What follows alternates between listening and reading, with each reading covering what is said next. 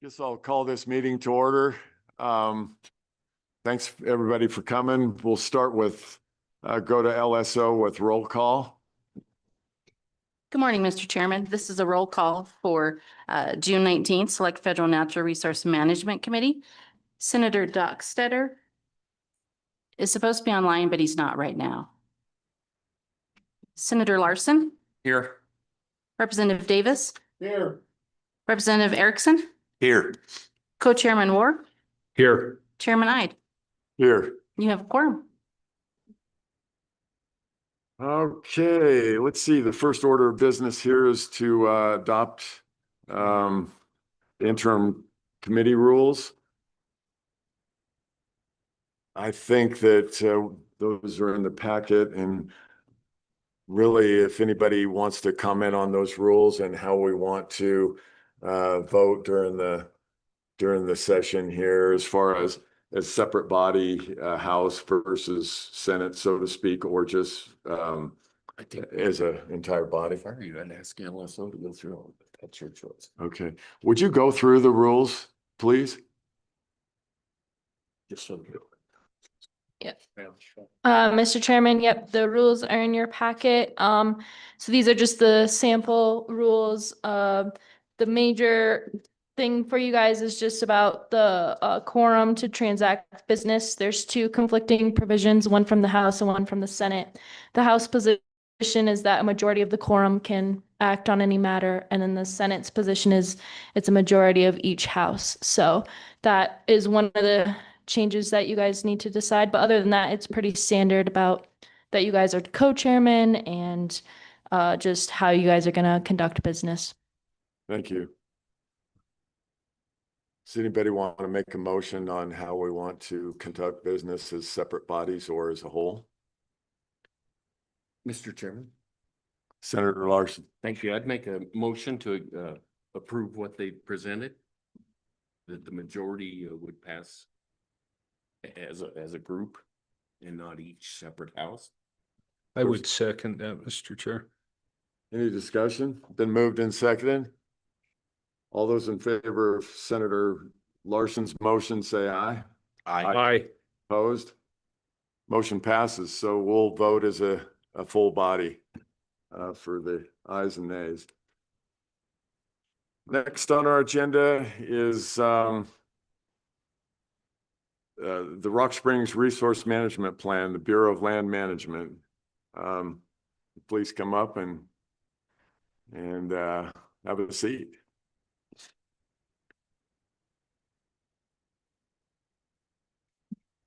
Yeah, well, please just introduce yourself and before you get started, your name and where you're from and who you're with, and thank you. Thanks for having us. Good morning. I'm Chris Kirby. I am the Acting State Director for BLM Wyoming. Good morning, Mr. Chairman, members of the committee. My name is Brad Purdy. I'm the Senior Advisor for the Bureau of Land Management here in Wyoming. Good morning, Chairman. Thank you. I'm Kimberly Foster. I'm the Field Manager for the BLM Rock Springs office. If you have your report ready, you can go ahead and get started. Thank you. Thank you, Mr. Chairman, members of the Select Federal Natural Resource Management Committee. We appreciate the invitation to appear before you today to provide an update on the BLM Wyoming Rock Springs Resource Management Plan. The BLM signed the Record of Decision and the approved Resource Management Plan, RMP, for the Rock Springs Field Office on December 20th, 2024. I think it's important to note this plan, the Record of Decision, will have been in effect as of 6 months tomorrow. So it is currently under the new plan, which has been operating. We continue to permit mineral development. We have, I gotta look at my numbers here to make sure I get it right. We have so far to date issued 27 APDs in the Rock Springs Field Office since January. We're on track for almost 50 this year, which is more than the last couple of years. We just signed the decision record for the Dry Creek Trona Mine. We're looking at an expansion of the Jenner Trona Mine, and there's other mining activities we continue to permit and issue. So we wanted to make that clear that we have continued to permit and work with the industry to do mineral development within the Rock Springs. The Rock Springs Field Office, the RMP, has not prohibited us from doing that. So I think the key is, as we go forward, The record of decision is now the no action alternative since it went into effect on December 20th, 24, and it was signed by the Deputy Director of BLM. Who I report to as the state director. So, and I think one other key thing to note is all valid existing rights prior to December 20th, they were carried through into the new record of decision. So any projects that were approved prior to December 20th carried through as is. We always honor valid existing rights. We don't negate, a new record of decision does not negate previously approved projects. New projects are evaluated under the filter of the record of decision. So the Executive Order 14154 and Secretary Order 3418 instructed the BLM to review and revise the Rock Springs RMP as necessary. The Secretary Order was issued on February 3rd, 2025. So we have spent a little bit of time working with our headquarters, office and briefing the department to figure out, how we would approach this review and revision of the RMP.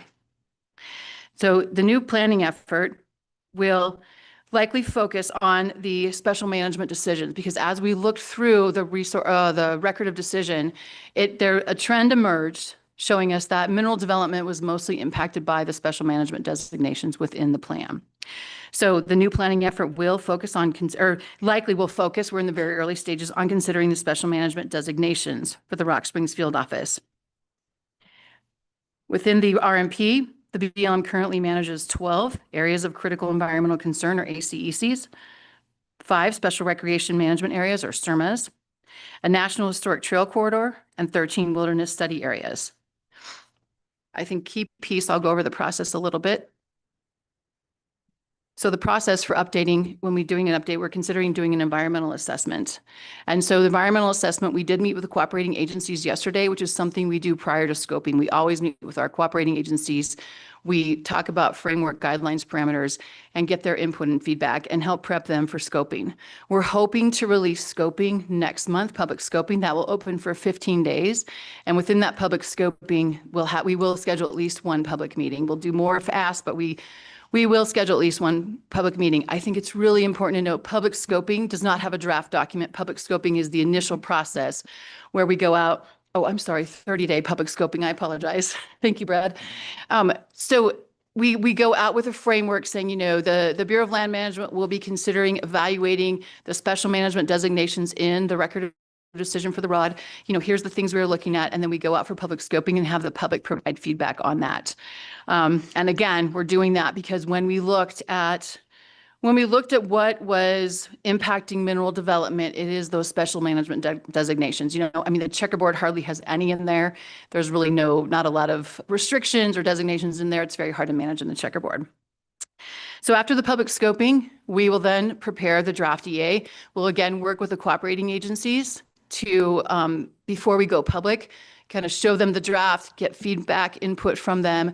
We'll always brief our cooperating agencies before we go public. Then the draft environmental assessment will go out for a 30-day public comment review. It's highly unlikely we'll get an extension of that because we're working with the department in our headquarters and they'd like to have this project done by spring of next year. So kind of get this project completed, get the review and any possible amendments completed by spring of next year. So after the draft EA goes out and then we have the public comment period, we then issue the final EA. When the final EA is issued, then we have a protest period and a governor's consistency review. The governor's consistency review is 60 days. We don't have any way to shorten that, but and the protest period is 30 days. So that is kind of the overall process. We're right now looking at March 2026. Things could change after public scoping, right? People could bring different issues to our attention that we decide we need to analyze. Right now, we believe we can do this with environmental assessment because we believe there will be like a finding of no significant impact, which is the scale at which we measure whether or not something is an environmental assessment or an environmental impact statement. If after public scoping or after analyzing things we receive in public scoping, we realize there will be significant impact, that will elevate it to an environmental impact statement, which obviously will probably end up extending the schedule. What we believe right now, because of again, like we start looking at those special management designations, we can really focus and get to an environmental assessment via this process. So a couple of things that we will be analyzing. We previously determined the potential for fluid mineral development to be low, especially for the Red Desert area. However, new technologies and industry interests have changed over recent years, and the reasonably foreseeable development scenarios will be reevaluated. Additionally, we will also review locatable and saleable mineral availability as directed by Executive Order 14154, which is Unleashing American Energy. The BLM will reevaluate the existing designations for the ACECs, the SERMAs, and the National Historic Trail Corridor to assess whether special management is needed to protect sensitive resource values and whether mineral development can be allowed in certain circumstances. And then I've already kind of gone over the schedule with you. So we'd like to thank the committee for its time and the opportunity to appear before you, and we're happy to answer any questions you may have. Just real quick, I have, that was a lot of information, and thank you for that. From a high level, how is the Rock Springs RMP, the record of decision, affected by the executive order in February? Just in layman's terms, just to see, what changes? Thank you. Thank you, Mr. Chairman. So the record decision doesn't change by the executive order. What the secretarial order does is direct us to review and revise where appropriate. So maybe not everything. And there's a lot of things in the record of decision that were not contentious and that just kind of brought us up to current standards, right? Because the last plan was 30 years old. So there's a lot of things that weren't contentious, but the executive order does not in and of itself change the record of decision for the RMP, but it directs the agency to look at areas where we may be impacting mineral development within the Rock Springs Field Office. So that's what we're doing. Thank you for that. And one more quick question, that record of decision, is it still necessarily etched in stone, or is it fluid right now and it could back off of what that record of decision that was made there? Because I know that a lot of people still weren't entirely fond of that record of decision. So could you comment on that? Thank you. Thank you, Mr. Chairman. Yes, the record of decision is in full force and effect. And that's why I wanted to point out we are still permitting mineral development throughout the Rock Springs Field Office. Again, our APDs have increased this year. I think the most in the last about 5-ish years. And, we are still looking at permitting mining, especially, Trona, obviously the KSLA is in the Rock Springs Field Office. So the record of decision is in full force and effect, and we have still been able to move forward with our multi-use mission since December 20th. So yes. Does that answer your question? Mitty, more question? Representative Wharf. Thank you, Mr. Chairman. I had a question. You mentioned when you're talking about the special management designation, you mentioned 13 wilderness study areas. How long have those study areas been in place? Thank you, Mr. Chairman, Representative Wharf. I'm going to ask Ms. Foster to see if she knows this answer. I do. Thank you. Thank you, Mr. Chairman. So those were designated in 1991 by when the then secretary submitted to Congress the recommendations. And so those 13 were in that 91 report. And so they've been held in wilderness study areas since then and will be until Congress makes a decision. Thank you. You anticipated my next question, because I guess that's one thing I just wonder if that's something we need to be reassessing. I guess, Congress to me is right now probably not the most functioning body of government in our country, but it does seem like we've studied that thing to death, and we probably should know now whether or not those areas are truly worthy of being designated as wilderness, or we need to release those back to where they can be managed similar to all the other BLM tracks. So, but that is a congressional action. Thank you.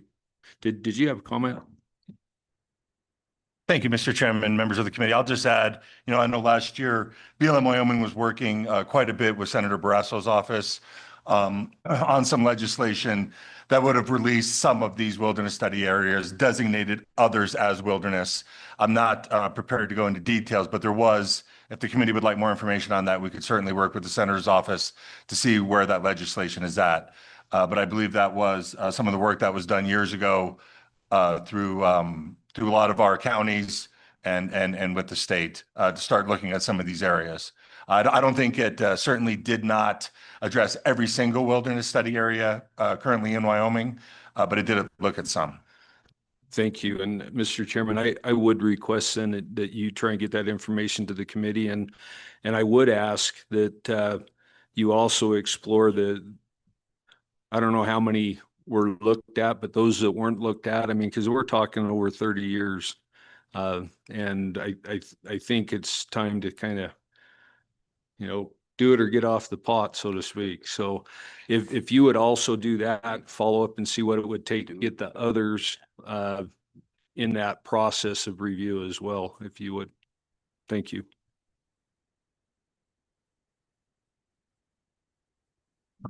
Representative Davis. Thank you, Mr. Chairman. Could you go back to the ACECs and give a little more in depth on what you're doing there? Because if I followed you correctly, you're going to review the analysis on those also? Go ahead. Thank you, Mr. Chairman.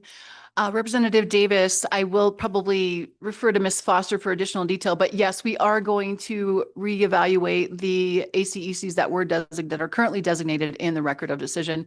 And Ms. Foster, do you have any additional detail to provide on that? Sure. So,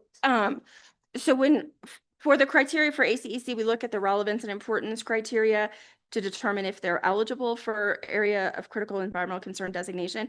So that's really step one that this process will go through the RMP amendment, is looking at all 12 of them. There are 12 ACECs that were designated in the record of decision. So we'll relook at all of them, look at the existing boundaries, look at the relevance and importance criteria within them, and determine first, do they need to be designated, or is there, other management that can protect those resource values? And then whether they are or not, how each of those will be managed in respect to mineral development in compliance with the secretarial order. So it's a kind of a two-part process. First, we'll look at the designation itself, and then how they'll be managed within that designation if it's going to be designated. Follow up, Mr. Chairman? Go ahead, Miss. Could you tell me then what is different this time in your review as compared to last time? Because, it seems like we're just going down under a different name. So that's what could change this time? What criteria have you changed that wasn't addressed last time? So thank you, Representative Davis. So I'll start. So I think we've been asked that question a lot. I mean, obviously what's changed is the policy direction here, because we've had, there was, under the previous one, those were designated under the National Public Lands Rule, and which changed the prioritization of ACECs and how they're designated. And so we'll be relooking at that. As you know, that's been proposed for rescission, although it's still in effect today. So kind of all of that coming together, and the policy direction makes us relook at that. And then, a lot of the comments that we did have on through the protest and the governor's consistency review on the Rock Springs RMP questioned some of the relevance and importance criteria and that type of thing. So BLM felt like it was worth relooking at and reevaluating that criteria just from a criteria standpoint alone for the designation itself. And then obviously the second part of that is the mineral restrictions that we've been instructed to review and revise as necessary. So that's why we're kind of doing it in two parts, looking at the designation first, and then any mineral restrictions that would be within those. And then I'll add if you'd like. Oh, and then I think as I mentioned, we were directed as Ms. Foster said, to look at what's impacting mineral development. And when we reviewed the plan, we kept seeing this trend come up. It's all of those special management divisions, right? It's the ACECs, it's the SERMAs, it's the National Historic Trail Corridor. So that trend kind of came out loud and clear that those are the things that are impacting mineral development. And the direction was from the secretarial order is in relationship to unleashing American energy, right? And in relationship to the president's executive order on unleashing American energy. So that was the trend that we identified as we started our review process. Like, okay, let's look where mineral development is being impacted in it. So it was those special management designations. So that's really, like Kimberly said, it's a policy change. And we were given that criteria under which to evaluate things. And that's where the trend emerged. One more follow-up. Representative. Thank you, Mr. Chairman. Now, you allude back to minerals, is that known mineral today, or what's your thoughts on the future development? I mean, we're seeing all types of different things that are popping up on the radar that we're slowly discovering and become. So I guess my question, when you're using that mineral development, is that based on today's known industry, or is that the future? Go ahead. Okay. Yeah, Mr. Chairman, members of the committee, I think it's both, right? We're going to look at, where's development right now? And then, we're going to be looking through those reasonable foreseeable development scenarios. I think that was referenced. What's that potential? We'll be working with USGS, we'll be working with the state of Wyoming, what's where, right? And then we'll be putting that into that evaluation. So that will be part of the analysis. And I believe it usually is whenever we're doing any kind of large land management, RMP type of revision or amendment. Thank you. Senator Larson. Mr. Chairman, thank you. To the director, I would kind of like to go back to wilderness study areas, and maybe if we could get a report from you on those statewide, I would like that. I would like to discuss that some more, maybe at the next meeting, and maybe the committee would want to send a letter to our Congress and say, let's do something, and specifically Senator Barrasso. And I think that would be good to have the committee do that. Go ahead. Can I just ask a clarifying question? Would you like a report on what we've done within those wilderness study areas, or just a general procedure around the congressional designation or congressional designation? Yeah. Yeah, I'm not ahead. sure what to say there. I know up in Park County, we have there in the McCullough Peaks area, is that really really needed to be there? And I don't know if the BLM has a report on how we've worked on that over the past 30 years. Yeah, I don't know what to say there. Go ahead. So I'll turn this over to Mr. Purdy in a moment, but I think what we can do, maybe we'll compile a list of where they all are, and Mr. Purdy will be also putting together the areas that Senator Barrasso was reviewing to either designate as wilderness or remove from the wilderness study areas. And then do you have anything to add to that? Yes, Mr. Chairman, members of the committee. I think obviously if we can provide just the basic wilderness study area from the early 90s, that's going to have the reasoning behind, or at least some reasoning behind, why Congress thought this was a important place to designate. And then I think if we take that next step forward, look at what that draft legislation is looking like, that might provide the committee some clarity on at least where we're at, and some of the reasoning behind why we ended up with these different wilderness study areas. I would imagine, while I'm not a line officer working on the front lines of the Bureau of Land Management, very little activity has occurred in these wilderness study areas since they were designated wilderness study areas, because I believe we are required, when they become wilderness study areas, to basically manage them pretty darn close to wilderness. So I would imagine they've been rather static as far as any kind of development, rights of way, roads, things like that. Mr. Chairman, thank you. That would be great to have that, and I think the committee ought to spend some time on discussing that. Representative Wharf. Yeah, thank you, Mr. Chairman.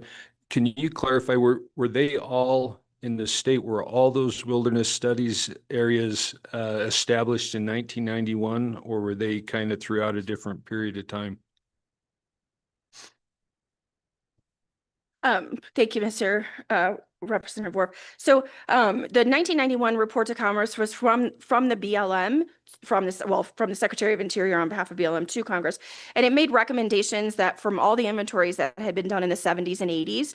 So there might have been a few here and there. I'm not sure if there are any specifically in Wyoming that had been designated as wilderness prior to that, but everything that had been part of the inventory process under FLIPMA, a report was prepared and it included all of the ones in Wyoming, including the 13 in Rock Springs, and made recommendations as to whether it should, whatever the inventory area was, whether it should be designated as wilderness or whether it should be released to multiple use or like a portion of it.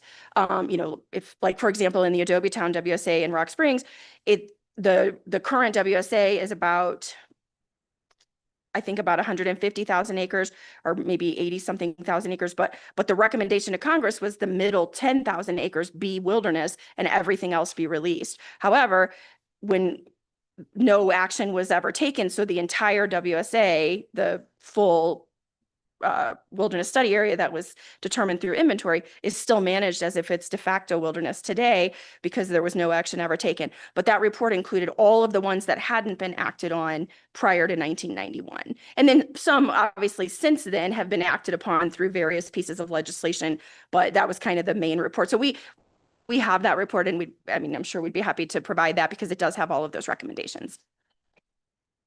Follow up? Thank you. And really what I'm interested in is when they were established. That's one thing that I would like the report to include is when they were established, as well as why, and any update as far as what's been done on those, because that's the point that I'm trying to get at is some of these things they're long overdue. I mean, I don't know how long we need to study them. We should know what we're doing. So thank you, Mr. Chairman. Thanks, Representative Worf. Yeah, I'd like to follow up on that a little bit too. It seems like these study areas are almost in perpetuity. I mean, I don't know is there a time that, you only have so much time to study them and then you either fish or cut bait, put it into wilderness or put it into multiple use. It would be nice to see what the timeline is from the time it's designated study till the time that it's actually designated wilderness or released, and see those ones that have been a study area since 1991, potentially. I mean, it's de facto, like you mentioned earlier, it's like you throw it into a study area and then it gets lost in the closet and it's study area forevermore. So it'd be nice to get as much detail on that so we know how to push the buttons of, fish or cut bait on what we're going to do with those lands. Thank you. Anybody else? One more question. The Rock Springs RMP and the executive order unleashing American energy, administrations change all the time. If that executive order goes away gets rescinded by the next administration, what happens to that RMP at that time? Does it go back into a more onerous, the natives are all going to be saying, whoa, we're back to where we started here. And what do we do now? So what do we do now if that happens? Thank you. Thank you, Mr. Chairman. That's a great question. I neglected to mention our goal is to come up with a durable decision that will kind of survive, different administration changes, and the record of decision will remain in effect. This environmental assessment will be an amendment to that record of decision. And again, we will ensure to do significant analysis to find, a good balanced alternative that will allow us to have a durable decision that we can carry well into the future. That is an excellent question. I'm really glad you asked it because I did neglect to mention that. Thank you.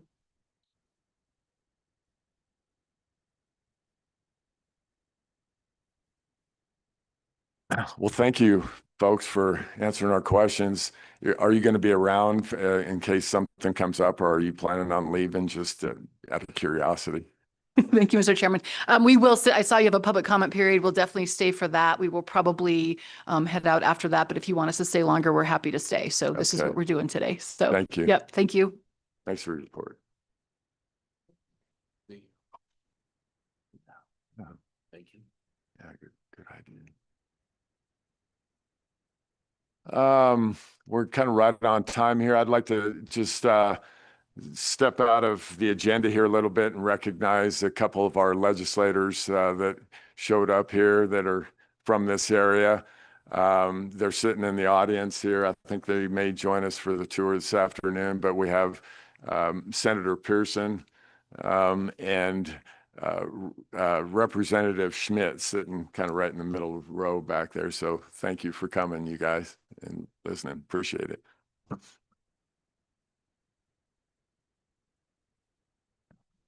So I'll go to LSO. Is there anybody online? Or I guess we'll start with the audience. Does anybody like to make a public comment here? The BLM report. Rock Springs RMP. Thank you. Representative or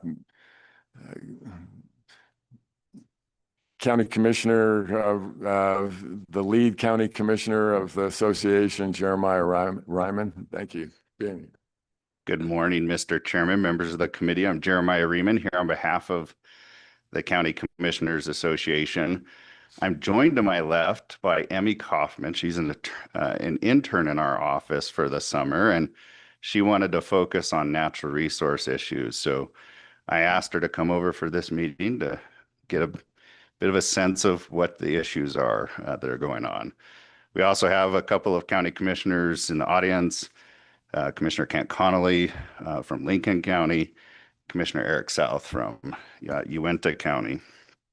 Mr. Chairman, I hadn't intended to comment this morning, but you jumped into an issue that our association has a bit of history with, and that's the wilderness study areas. In the mid-2010s, my predecessor, Pete Obermuller, who many of you know well, led an effort through our association to try and tackle that issue and see if we couldn't collaboratively resolve the result of whether those should be de facto wilderness into perpetuity or whether we could come up with a local solution for those particular areas. So I will offer to provide broader testimony to you at your next meeting. Again, I wasn't prepared to provide that here, and I can provide you all the information and data around our particular effort. We called it the Wyoming Public Lands Initiative. But before I get into that, I wanted to just provide some clarity about the issue, because this is largely out of the BLM's hands. It really is a congressional decision at this point in time. So in 1976, FLPMA, or the Federal Lands Policy Management Act, required the BLM to inventory its lands for those with wilderness characteristics. They were dictated to tell Congress whether those areas should be designated as wilderness or to be released for multiple use management. Of course, as you heard, they submitted that report in 1991.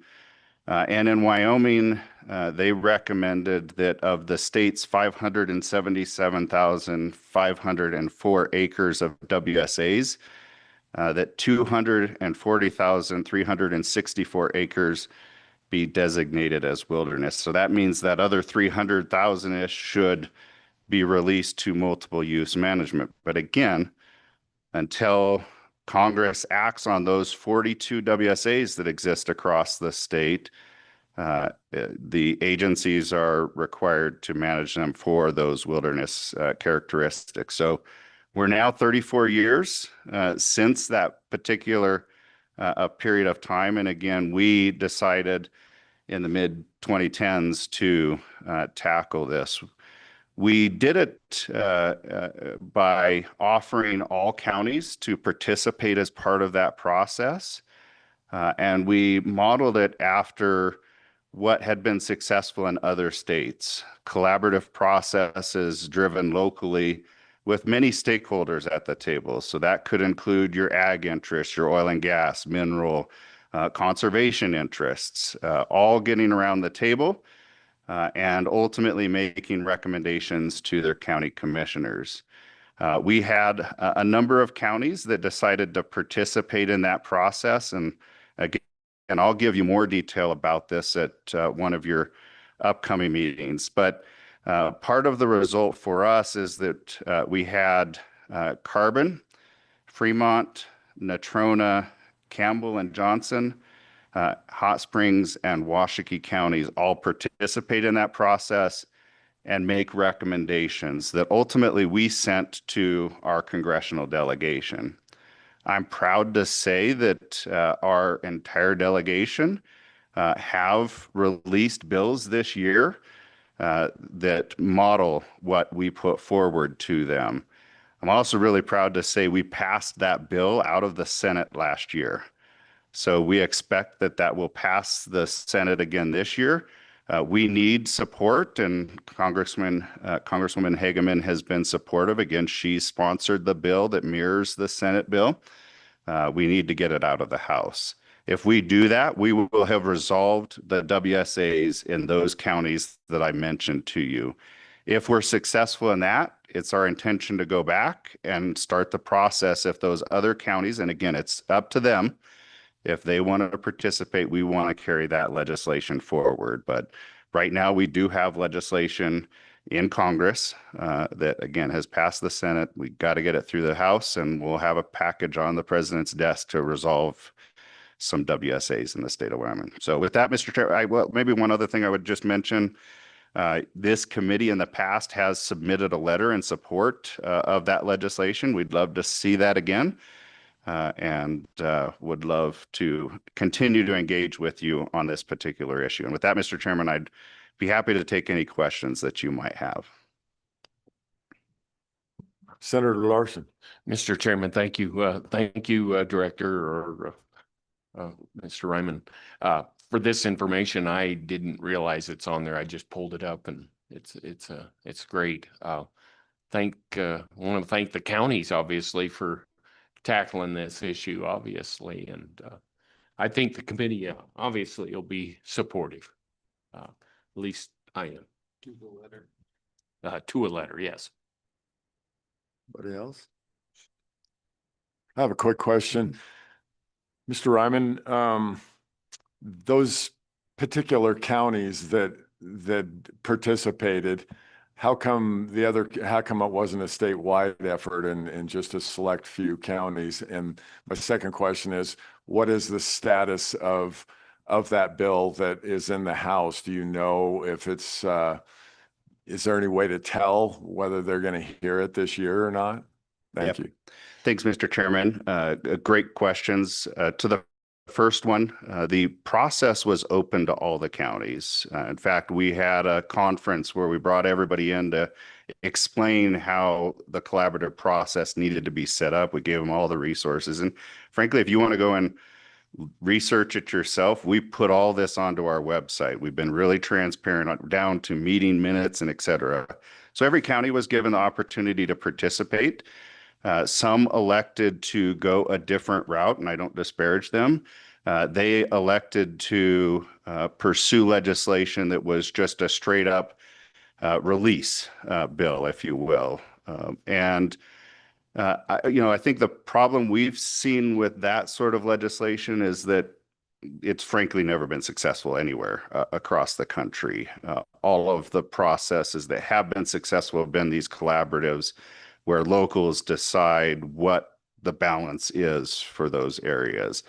And so that's perhaps why they went that way. We need to prove up that our collaborative effort is successful. That's why we need to get it through Congress.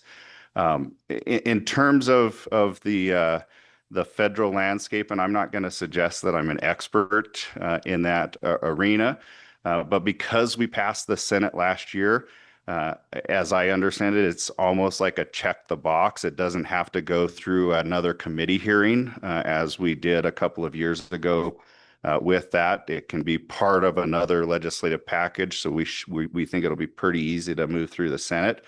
The House will require a committee hearing. We need to get that scheduled, and we're working towards that with the Congresswoman and following Barrasso's office lead, because they've been our primary legislative lead on this issue. Thank you. Representative Wharf. Thank you, Mr. Chairman. Director Ryman, is there a good possibility that you will be, I mean, this is a pretty extensive, involved process. Those counties that did not participate, will you extend an opportunity to them to act again? I'm just wondering if we can show that we've got, once again, the counties that weren't, if we can get them to engage, and maybe that will help us get the first batch done if they see that the other counties are actually starting to weigh in on their counties as well. So I'm sure that that's something you don't do overnight, but is that something that you think your association would be willing to do? Yeah, Mr. Chairman, co-chairman, absolutely. Once we get the package done that we have on the table, and let's be honest, it's taken us from the time we finalized writing the language, it's taken us a few years here to get to the point that we're at.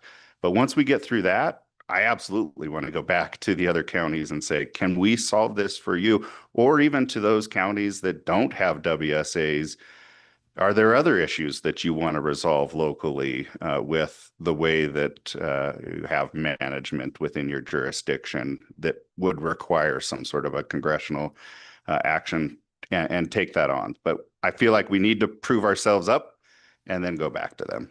Okay, and that was my question, is whether or not you thought it would be beneficial to start up with the next, like, kind of like tier 2, if tier 2 could put pressure to make tier 1 happen. I just don't know what your read is on that. Mr. Chairman, great question. Something I haven't thought about, but happy to go back to the team and see if we wanted to take that effort on, because ultimately my goal is to see that we've resolved this across the state. Go ahead, Mr. Yeah, Representative. the only reason I asked that, Director Jeremiah, is just because it's such a lengthy, involved process. I just wonder if we kind of started gearing up the other counties now, maybe by the time they're ready to engage, we will have had that answer.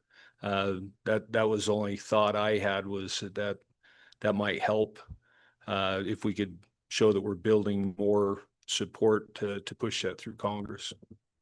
Great thought, Mr. Chairman. Other questions?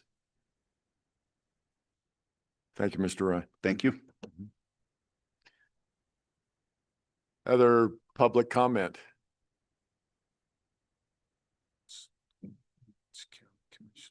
Okay. Just please state your name and who you're with, or thank you.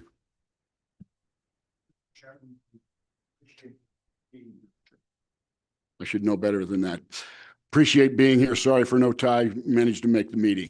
So I'll start off with that. My tie to the Rock Springs RMP. I'm Lincoln County Commissioner. I'm the chairman, but I also sit on the coalition of local governments, the 4 southwestern counties of Wyoming. We are very much engaged in the subjects you have on the table. You're right on target on the minerals and the WSAs. I am home to 2 WSAs myself in Lincoln County, 1 in BLM and 1 in Forest Service. That alone makes the politics of trying to maybe bog down our partner counties a challenge. And yes, we did want it on full removal. We were fully engaged in the Rock Springs RMP clear back when this started. This is a 15-year process, at least, that the Rock Springs RMP has been on the table with enough politics and enough legal counseling on it. It's extremely hard to deal with. Please do keep us in FNRPA money. It's the only thing that keeps us at the table with the federal agencies. That is a key factor in this discussion. I'll say that loud enough. Into Representative Wharf's discussion on, are we ready to take it on? Absolutely. When Sweetwater County was initially looking at it, and some commissioners that aren't there yet, and so you've had so many changes in commissioners, administrations, and everything, we thought it was in the best interest of the 2 counties that were tied to some of these in there not to pursue it at that time. Money gets into it. Let's be real about this discussion. When you're taking on the federal government, it doesn't come cheap. And so what we are fully engaged. We know what we need out of it. For our problems with the WSA, we have one on the Bridger Teton, which is a main topic with Teton County on the heli skiing. And when they tried to limit it in and out of there. So you're dealing with that on one hand. Raymond Mountain for the local two representatives up there. That is a whole different ballgame with BLM and what it is. And they should have released them years ago when Jeremiah's explanation was right on target. They were part of the 91 look. That's all there is to it. They need to be released. Absolutely. We need your support on that. Absolutely. But we will be engaged. Why did we really make the decision not to go with the WCCA then? And because you ask him, would he offer it? Absolutely, he offers it. He brings it to us. We make the decisions. Let's get that clear in some of the other conversations that come to you about us. We get to make our own decisions. That should speak loudly enough what I just said about that in there. We decided not to because we needed to put our time, resources, money, and manpower into the Rock Springs RMP. And being a distraction to the other things wouldn't work. We spent a lot of money on this Rock Springs RMP. By the way, at its present form and what they passed just this past year, that is the most restrictive land use policy in America, period. Taking those WACAs and expanding them to the level there is absolutely ridiculous. It's stretching their authority, taking too much responsibility. When the federal agencies are not willing to use a road management policy in with these RMPs or forest revision plans, it restricts us how we can discuss things at the table and what we can do. You're going to expand ACECs, cut off access in a part of the world that every one of you know is the checkerboard. And let's get into corner crossing. You want to know why people are corner crossing? Because you're expanding their jurisdiction so tightly they can't access public lands. And that is an outright. I'm known as a public lands advocate. I'll speak very loudly to it. But I'll open it up for questions. But the Coalition of Local Governments, there is not a policy in southwestern Wyoming we do not take on. Like I say, without FNRPA, we couldn't do it. We run on about $250,000 a year. That doesn't come from all FNRPA. We only pay out of my taxpayers' money is $35,000. Representative, okay. And I speak very loudly to it. We fundraise, we do different things on the side in order to sit at that federal table and have an equal say in what goes on. But the minerals, I'll go back up and get into that. We have probably at a point where we're going to have to FOIA some of the information because their comments here at this table was, we've been told to look at it. We've been asking to look at that the whole time. We need your absolute support in pulling those true mineral reports that exist. There's a little bit of conflict there because drilling companies have them and private industry has them. But if you're reading the articles in the press right now, you're hearing about how much mineral assets Wyoming has. We are the mineral capital of the United States of America. We have the assets. I come from the coal mining industry, worked in the oil and gas industry. I've seen drilling reports that show right where you're sitting is one of the world's largest reserves of oil and natural gas. The Jonah Field is living proof of that. I knew that fact 35 years ago when I was in the industry. You knew Jonah was coming. It's coming back. We have new technology, how you handle it in the environmental world. And I will say this the loudest to you as a group. We're better managers of the land than the BLM is. And I don't flinch when I say that. We kept Wyoming what it is for a reason, because we love the state and we want to protect it. And as county commissioners, we work very hard to do that. And so there's a mineral report out there right now we need for the Rock Springs RMP. Like I said, we're willing to FOIA for it. We have our own legal counsels that we use off to the side. We need that. We believe the decision was made for lack of data, good data that says this is the effects of it. What will you do if you pass the Rock Springs RMP? What will it do? It will restrict access, not just to oil and gas, just not to the minerals. The hunting world is absolutely worried what it's going to do to them, and the general recreation of what I call, in my part of the world, I live in Kemmer, so I'm known as one of the desert rats. Okay, I'm not the high mountains in the timber. The desert rats are worried they just can't go out and look and live in the desert. That's what's going on here. That's part of the people that I speak to in that on there. And I'm more than willing to answer questions on the role of the Coalition of Governments. It was formed 35 years ago for the very topic we're sitting here. So we could be an organized effort. And yes, we would have loved to have been part of the WCCA, but we figured it jeopardized too much of what our other counties. We would have liked to have seen them being successful, and I believe they will be on the effort that's being put forth by WCCA right now. So I will open it up to Mr. Chairman to questions, or if I can help in any way, I feel free to ask. Questions? I have one. Oh, go ahead, Senator Larson. Mr. Chairman, thank you for coming forward and telling us what you know, because there's a lot of information there that I don't know, obviously. So is it, are you telling us that you need help to get BLM to kind of come forward with a little bit of information on this mineral report?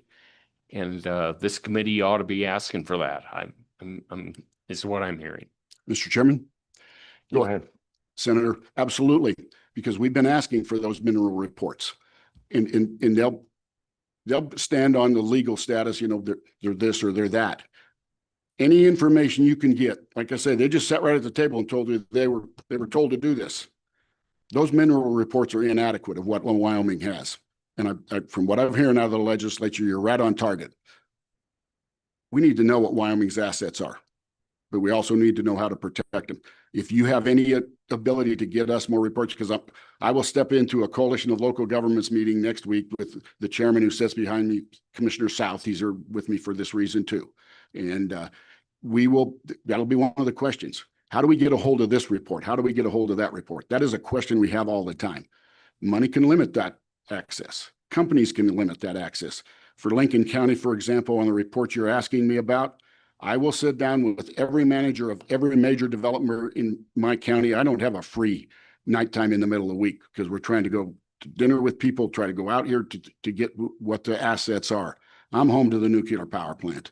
I'm home to the new development of the Trona patches, which is the world's leader. I'm right in the area, you're below you right in through here. In this county, you're home to 5 worldwide leaders in mineral development, 5. They're number 1 in the world, not in the United States, between the Trona and all the others in between there. We have a great working relationship with the 4 counties down and through here because we're the mineral counties of the Southwest. And yes, we could, as a legislature, if you can come up with more data for us to use when we sit down at the table and say these ACECs will lock this off for not only the mineral report. Mineral reports are interesting.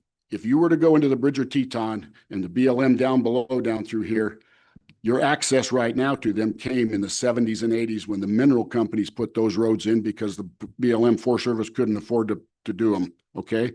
And they're right now, when I sit down at the table with the BLM and Forest Service, the first thing they'll tell me is we can't afford to do this. Money is a restrictor. We all know it. Those roads, the development of them came from oil and gas. That's all there is to it. There's 49 locations in the Bridger Teton. I won't even go into the thousands that are in the BLM. The Rock Springs RMP, and one thing we fear on the whole process, and I'll lay it right on the table. We absolutely know that the Rock Springs RMP will take the Kemmer RMP and reopen it. Sage grouse will come in. When they expounded the rings on the sage grouse, it still comes into this discussion because you're starting to overlay rings of everything. Well, somewhere in the world, we've all got to live, including the sage grouse and including the animals.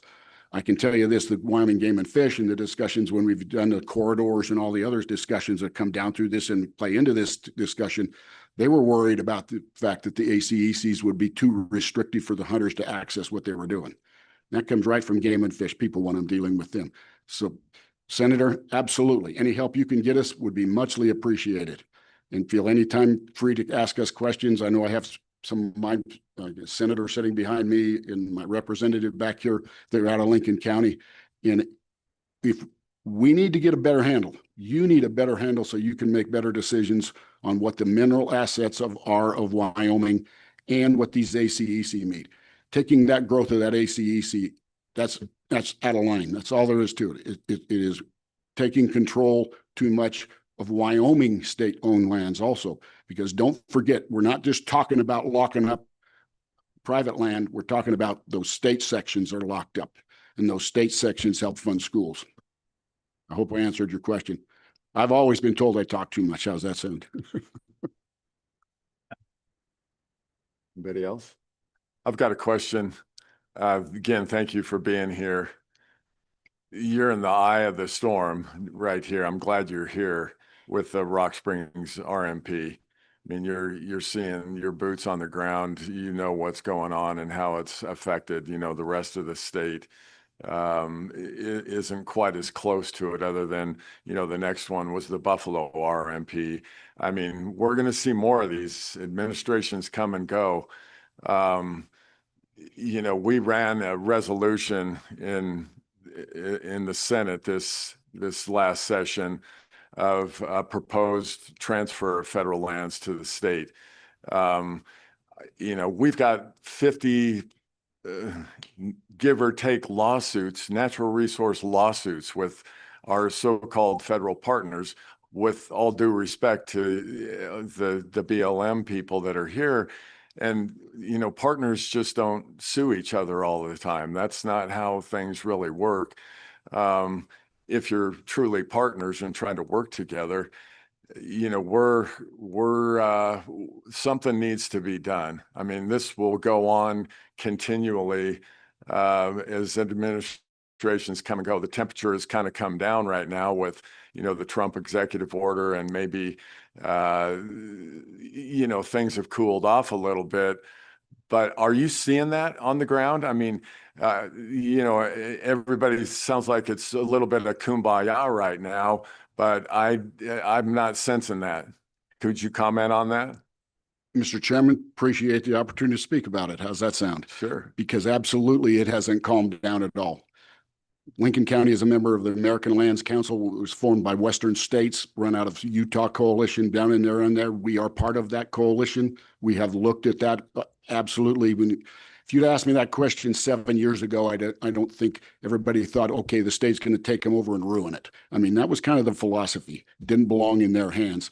We have absolutely reached a time in this state we can do a better job of handling. I'm a local control. I don't want you to control my county, but by that same token, I don't want the federal government controlling Wyoming.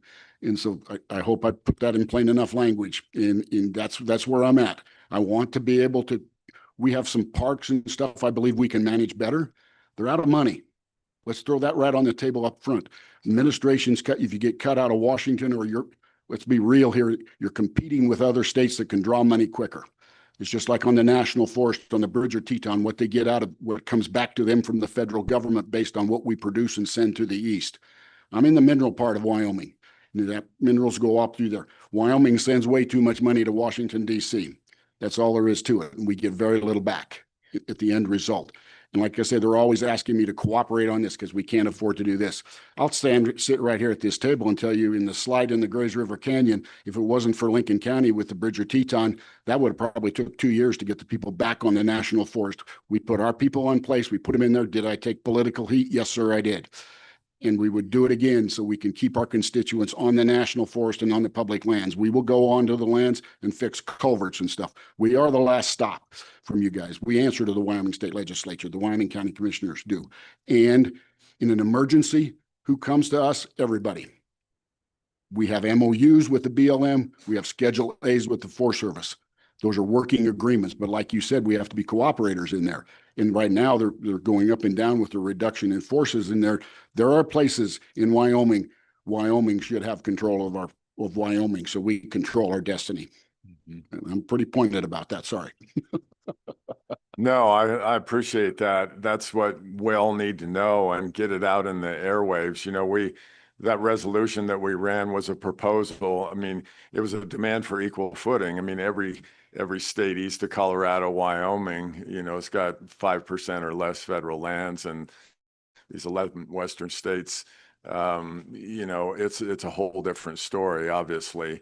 And that's what that resolution was. It went down by 1 vote. So we never got it over to the House to push that forward, but it was just more of, you know, full court press on Congress to do their duty of the property clause of the U.S. Constitution, which is, you know, they duty bound to dispose effectively.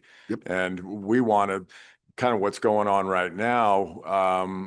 You know, the storm that just hit last week was, you know, the big beautiful bill, the reconciliation bill. They're wanting to put in It's Mike Lee's and his intentions are right on this. I don't disagree with him.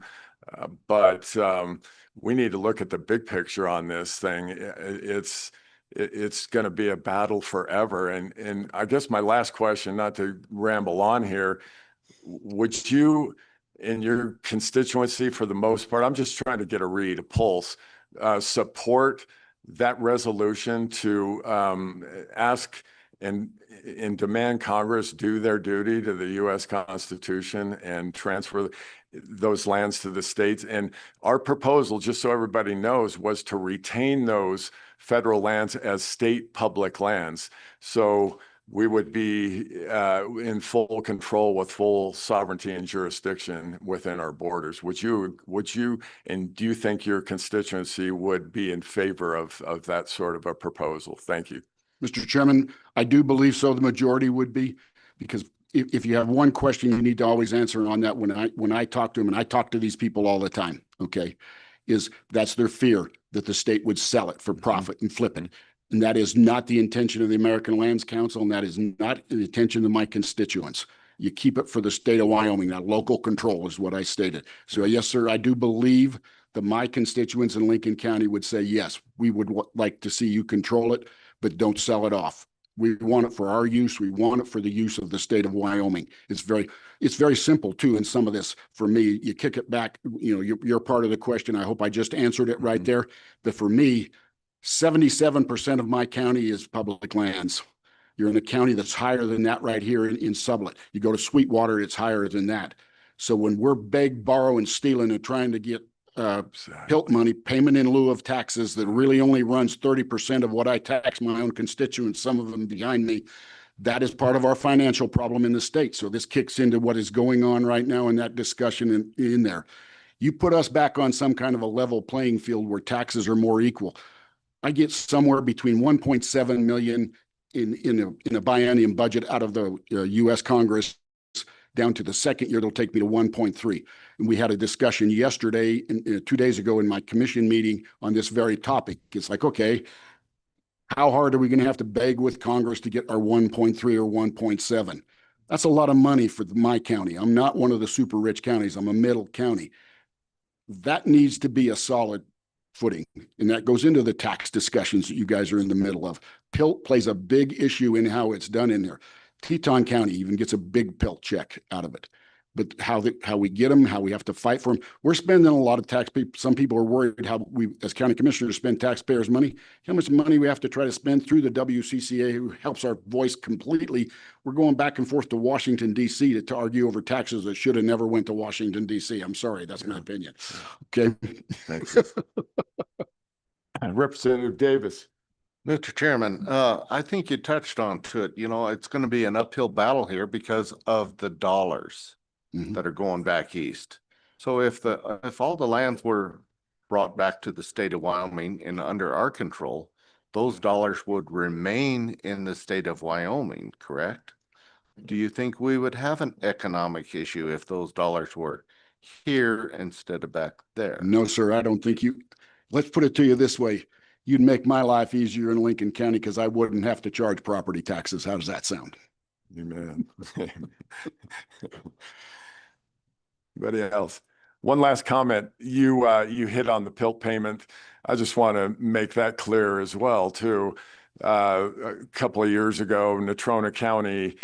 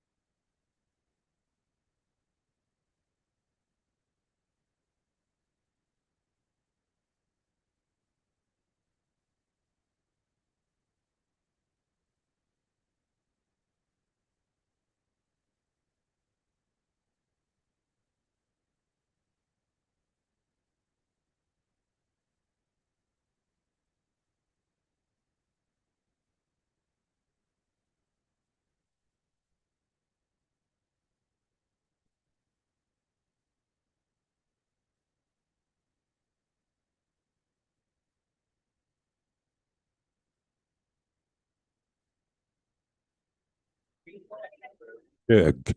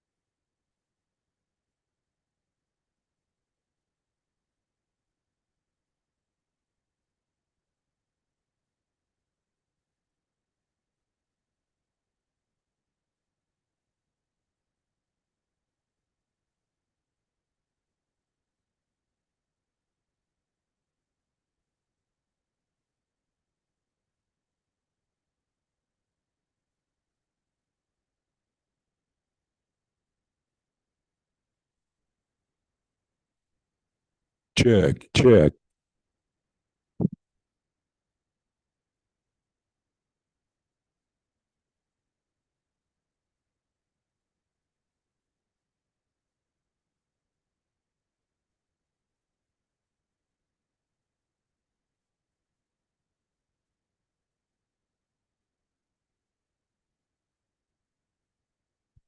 Check.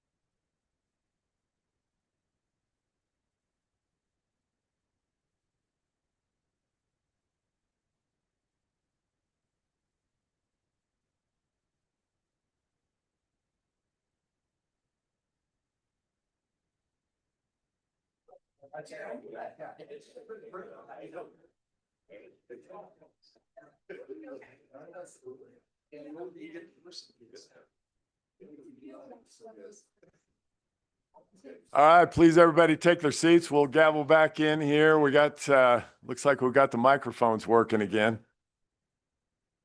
Where the rest of our representatives went here. We can go ahead.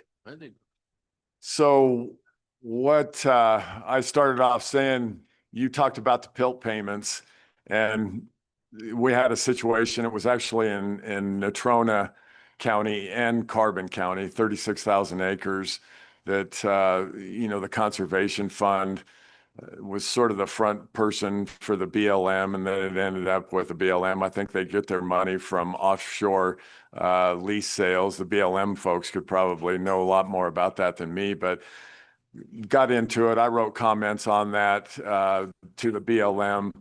But what a lot of people don't know is, so we took 36,000 acres of tax base out of those two counties. And, you know, it was all ag land. So, you know, the taxes weren't a huge amount, but enough of it, it tends to be a problem. And what we found out in Natrona County was, now that it's BLM land, shouldn't we get more payment in lieu of taxes? And we had apparently reached our population limit. So now we don't get PILT or taxing authority on that property. So, you know, it's just going down a path that, you know, if, you know, the US government buys more land, we shrink our state sovereignty and jurisdiction, and we lose money for schools and roads and everything else. So, you know, I don't know. We just need to keep this dialogue out there because it's not going in the right direction. Like I said, this new administration, maybe the temperature went down a little bit on this stuff, but you know, every 4 years we got to deal with it again. Would you comment on the PILT payment? You probably know a little more about that than I do, but hit on that just a little bit more. Thank you. Mr. Chairman, thank you. You opened the door again, but sorry. But yes, not only that, you get into bird refuges and different lands in there that don't bring in the payments. When you talk about the ag one that you just described, know it well, because that's just what it did. It took the PILT not only away from the counties, but also what the ag producers were doing it for, that gave jobs to people. Probably kept jobs when, maybe during their contracting, but who knows? But you also took away the sales tax that comes off of there. And so it just wasn't one tax. And that in the taxing picture, as you're looking at it as a whole, as a legislature, always keep that big picture in mind. When you got one subject you're zeroing in on, it usually have 4 or 5 sidebars on it. We just lost this sales tax. We just lost that sales tax. So you may be affecting me with the property taxes when you take that out of there as a county, because that was a reduction in property taxes is what it was. Okay. But it also took money away from the cities. And I know Natrona County well enough, I can tell you who was complaining about the loss of sales tax in that argument, because I was watching it for that exact reason of what you just said. It has a big picture effect. We want to keep the money at home. These are the minerals of the United States are the minerals of the United States, but guess what? You were put in place to control the state of Wyoming. That's why you are a state, and that's why you created us as Wyoming County Commissioners. And by the way, we have an anniversary this year. We're actually older than you as a legislature. We were created before the legislature, and we're going to celebrate that. So you want to know what kind of a bunch of old timers we are? I just gave you that description. Sorry for stealing the mic.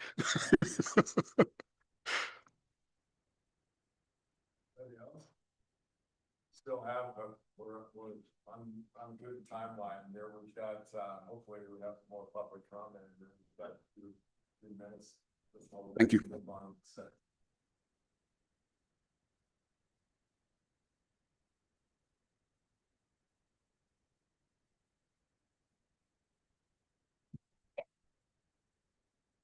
Senator Larson. Mr. Chairman, I would maybe ask if we could have the BLM director and her staff maybe come back forward, and I would like to ask a question. Thank you.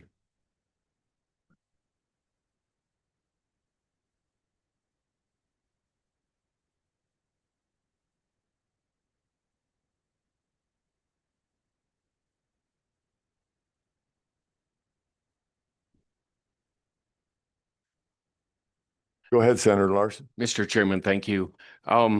I'm glad you're still here, and I'm sure you heard all the comments and questions. I think having the county commissioner, Mr. Connolly, come forward and kind of give us some of his history is very important to this committee.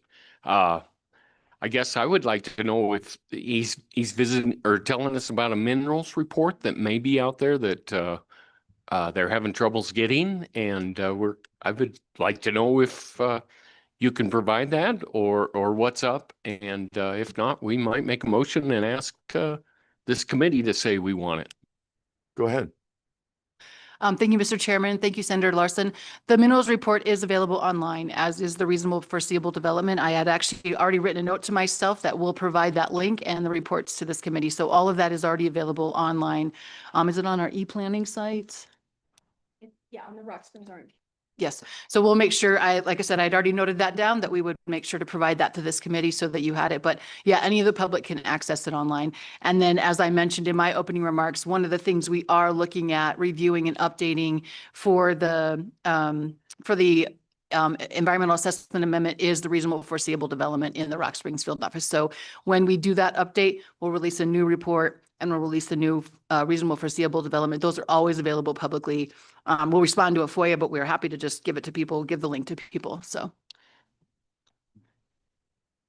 Yeah, thank you, Mr. Chairman, members of the committee. I think it might be helpful for the Bureau, what mineral report, right? I mean, USGS issues mineral reports, BLM does mineral reports are part of the RMP.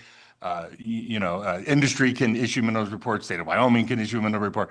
If we could get a little bit more specific about what mineral report we're looking for. Obviously, the mineral reports that were included in the RMP are publicly available. Those are going to be out in e-planning. But I believe that would be helpful.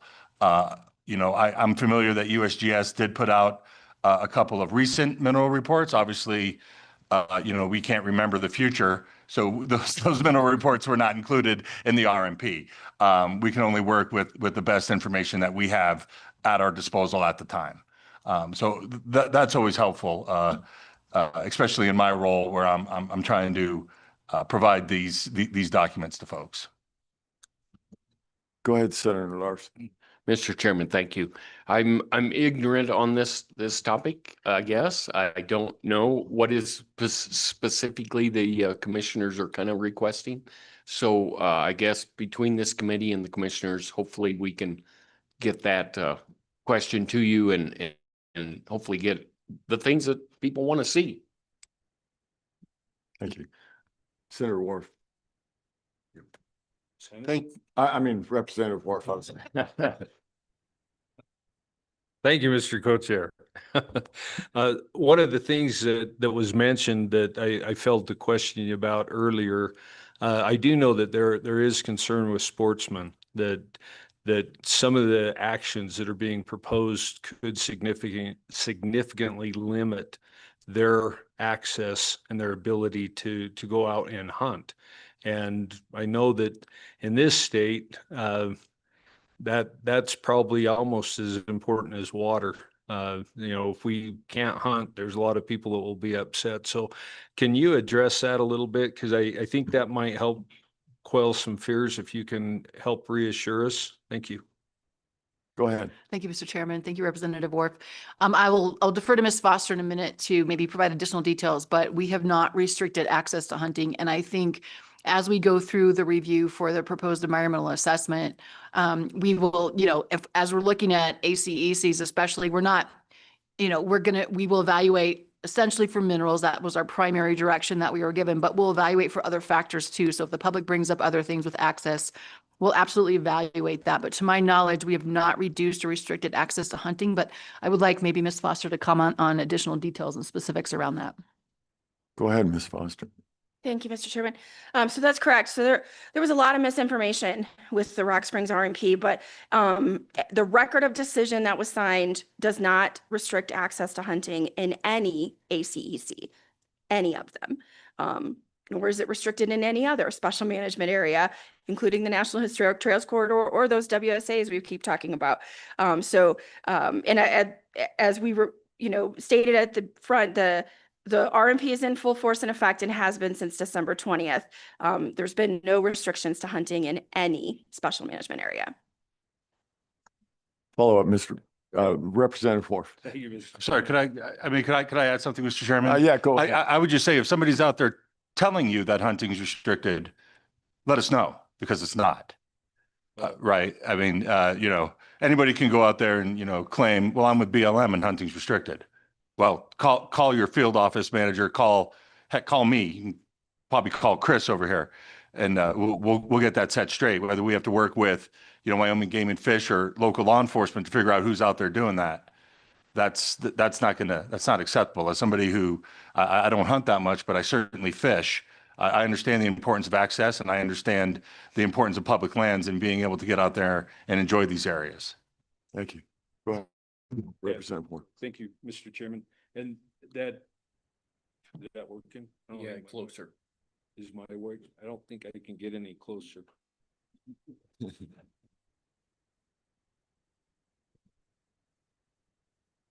I've been silenced. Thanks, Bob.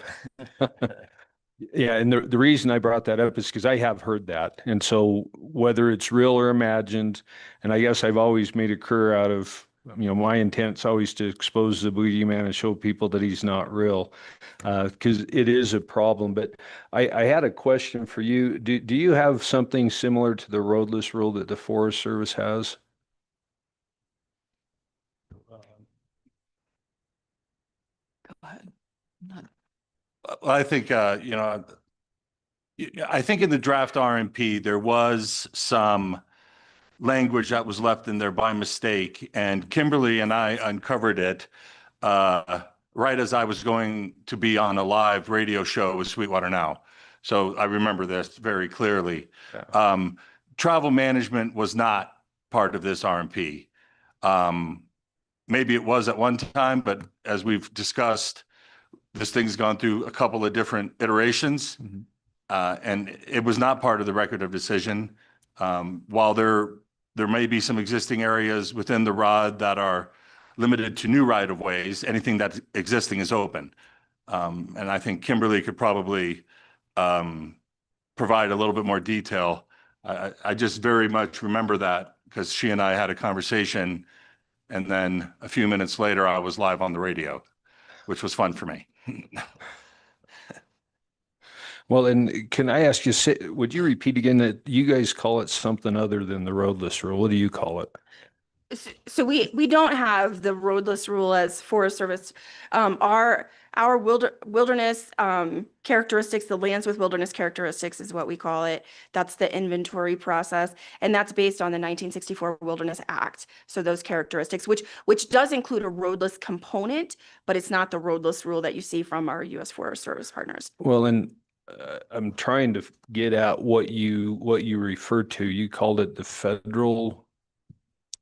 I can't remember what you called it, but Yeah, I think you're referring to what we would call a travel management plan. travel management, Which was plan. not part of this RMP. And that's process. what I'm trying to get is just so that we know. So it's travel management plan is what your roadless rule would be. Yeah, I wouldn't go that far, Representative Worf. It would be how we would go in and look at all of our roads, trails, no, not even trails, just roads, really. Typically, I think that would occur maybe after a large development area was reclaimed. We would go in and say, okay, here we have this road structure due to development. What should we reclaim? What should we leave open for recreation? What is being used for, maybe it's access to some private property. I don't know. It could be any number of different things. But it certainly would be a public process, and it would be something that we would engage with the public on. But I don't see really a scenario where we would go in and say, oh, well, this is just a roadless area now. Not after, some of the working landscape type activities that occur on BLM lands. And again, we might look at it and say, oh, well, the grazing permittee could use this. So like I said, it's going to be a public process. It's going to be an open dialogue. It's very hard, I think, for anybody at the table to, give a definitive answer on that, because it would be a process that we would go through to look at all these areas. But that is what we would refer to as your travel management plan. If we want to ask you about how you're managing roads, does it also include, did you say it included trails like for bicycling, ATVs, anything like that? Or It's travel routes. Let me just interject here real quick. I'm not trying to be ornery, but I've been told to work through the chair, so it's just not a straight on conversation. Thank you. Apologies, Mr. I Chairman. thought I was working through the chair. I'm sorry. Go ahead. I guess could I just, and I want to be clear, there's not, just so, because we are having a decent conversation about this, to be very, very clear, there is not a travel management plan in the Rock Springs Record of Decision. So I want to make sure we all are operating under that umbrella, but happy to continue talking details about it. Yeah, and I just wanted that for information because we may be requesting that at a future time, but it is important. I appreciate you making that clarification because that has been an issue that I have heard multiple times, is that this would be shutting out all recreation. You know, the guys can't go out and walk, they can't look for antlers, they can't do all those things, and you're telling me that's not factually true. Go ahead. Correct. That is not factually true. Thank you. Representative Davis. Thank you, Mr. Chairman. I think you alluded to my question here. Current data.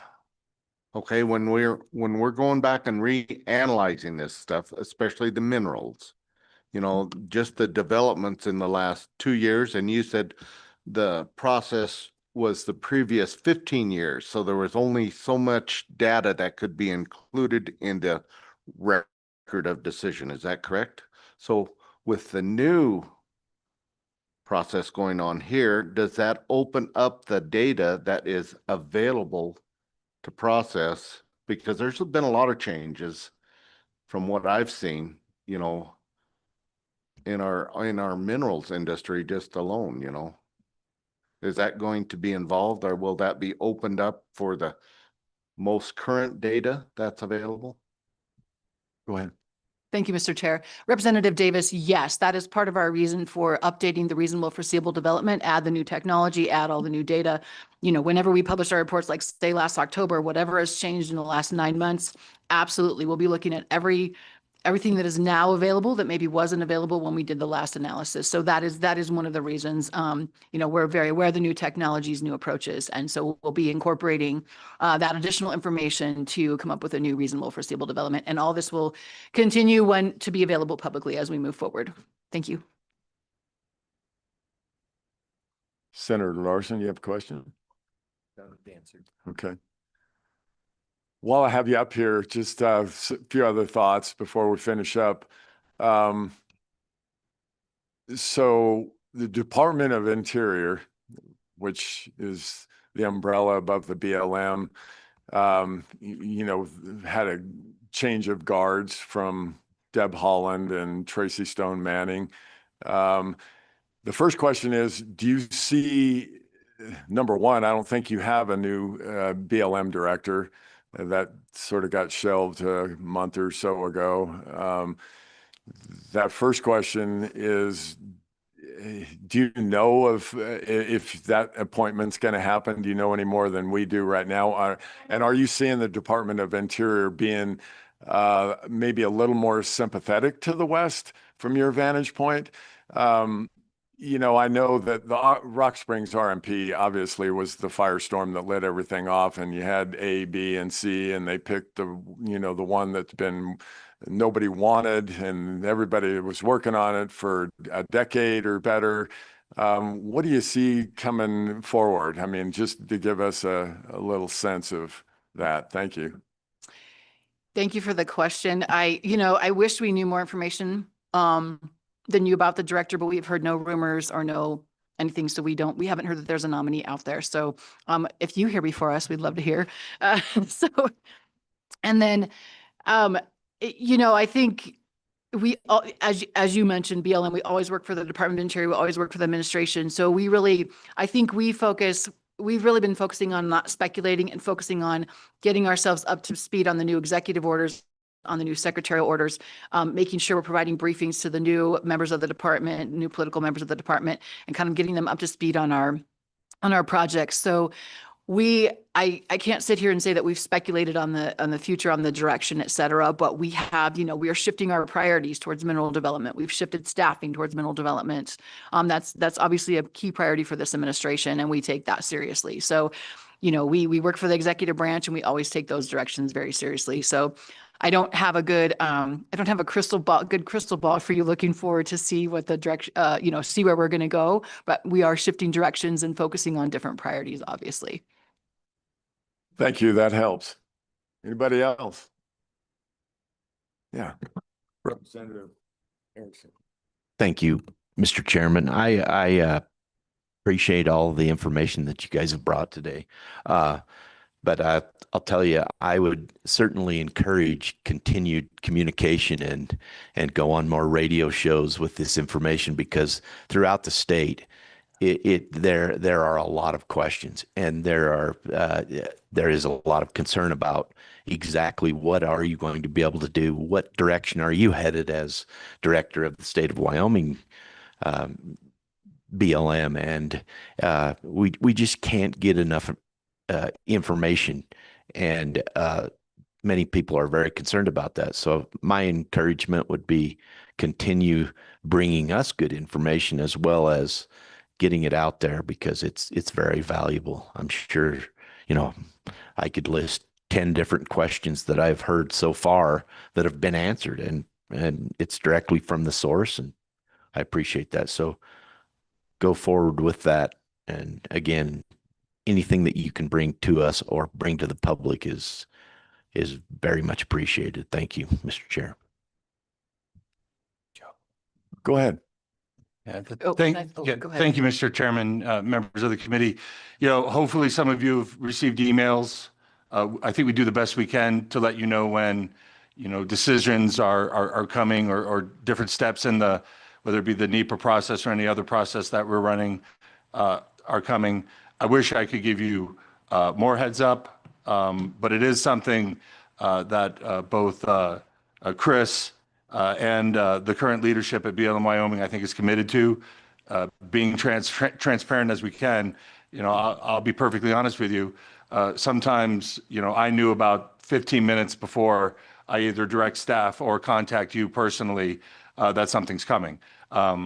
We try to be as transparent as we can, but obviously, we do work for, like you mentioned, the Department of the Interior. I can't even imagine what some of those political appointees, members of Congress's staff, what they go through on a daily basis.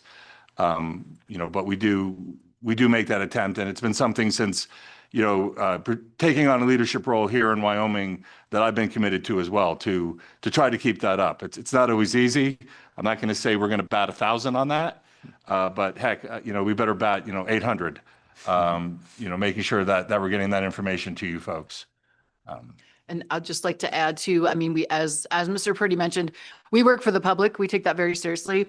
And we, anytime anyone invites us to come on the radio, speak to the press, we're absolutely willing to do it. That's part of our job, and that's part of our responsibility to the American people.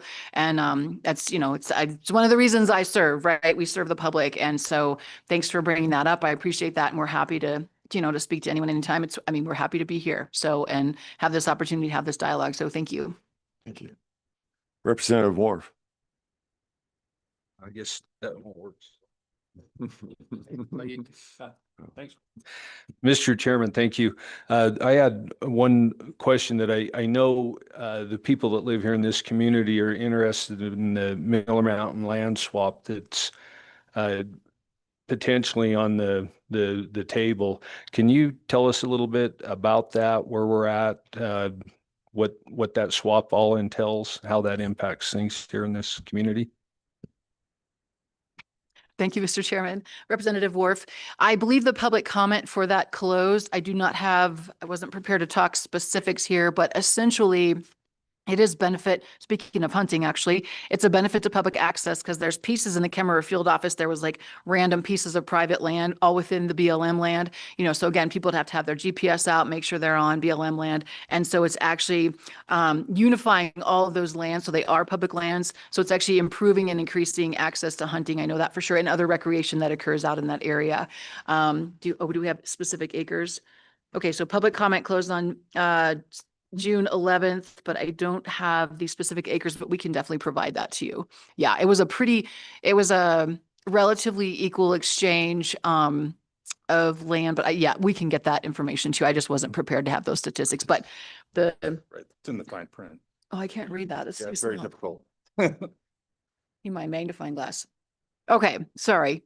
1802 acres of federal surface were exchanged for 2275 private acres. Is that correct? I want to make sure, I want to check these numbers because I don't know if this is accurate, but check these numbers for sure. But again, I think the key thing was it involved these landlocked parcels and so opened up public access. And again, just thinking about the recent discussions around corner crossing made it a lot easier for people who are out recreating. Okay, I've got to keep track of these 5 parcels of public land, right, to make sure I'm not trespassing. That will all change so that it's all BLM out there and it's all public access and you won't have to worry about that piece while you're out there. Thank you, Mr. Chairman. So it was just to confirm the purpose of that was to block up kind of this checkerboard stuff, to put it in a block that was easily accessible for sportsmen, for hunting and recreation, actually, not just hunting. Yes. Thank you. Thank you very much. Thank you, Senator Larson, for getting my mic on. Really appreciate you guys coming today and hearing us out here. And you know, sometimes, you know, we get a lot of pressure too. So we are looking for answers, and these battles, and especially with the Rock Springs RMP, you know, some better final resolution to that, it sounds like, is still imminent. So really appreciate you coming today. Thank you. Thank you for having us. We're happy to be here.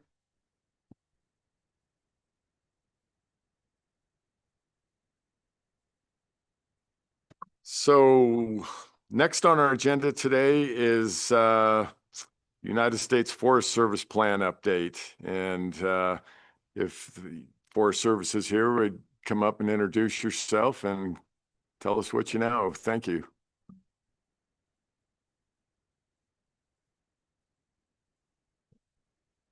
Yes, thank you, Chairman Ide and Chairman Wharf, for inviting me to be here with you today. And thank you for your leadership here in the state with our shared stewardship efforts.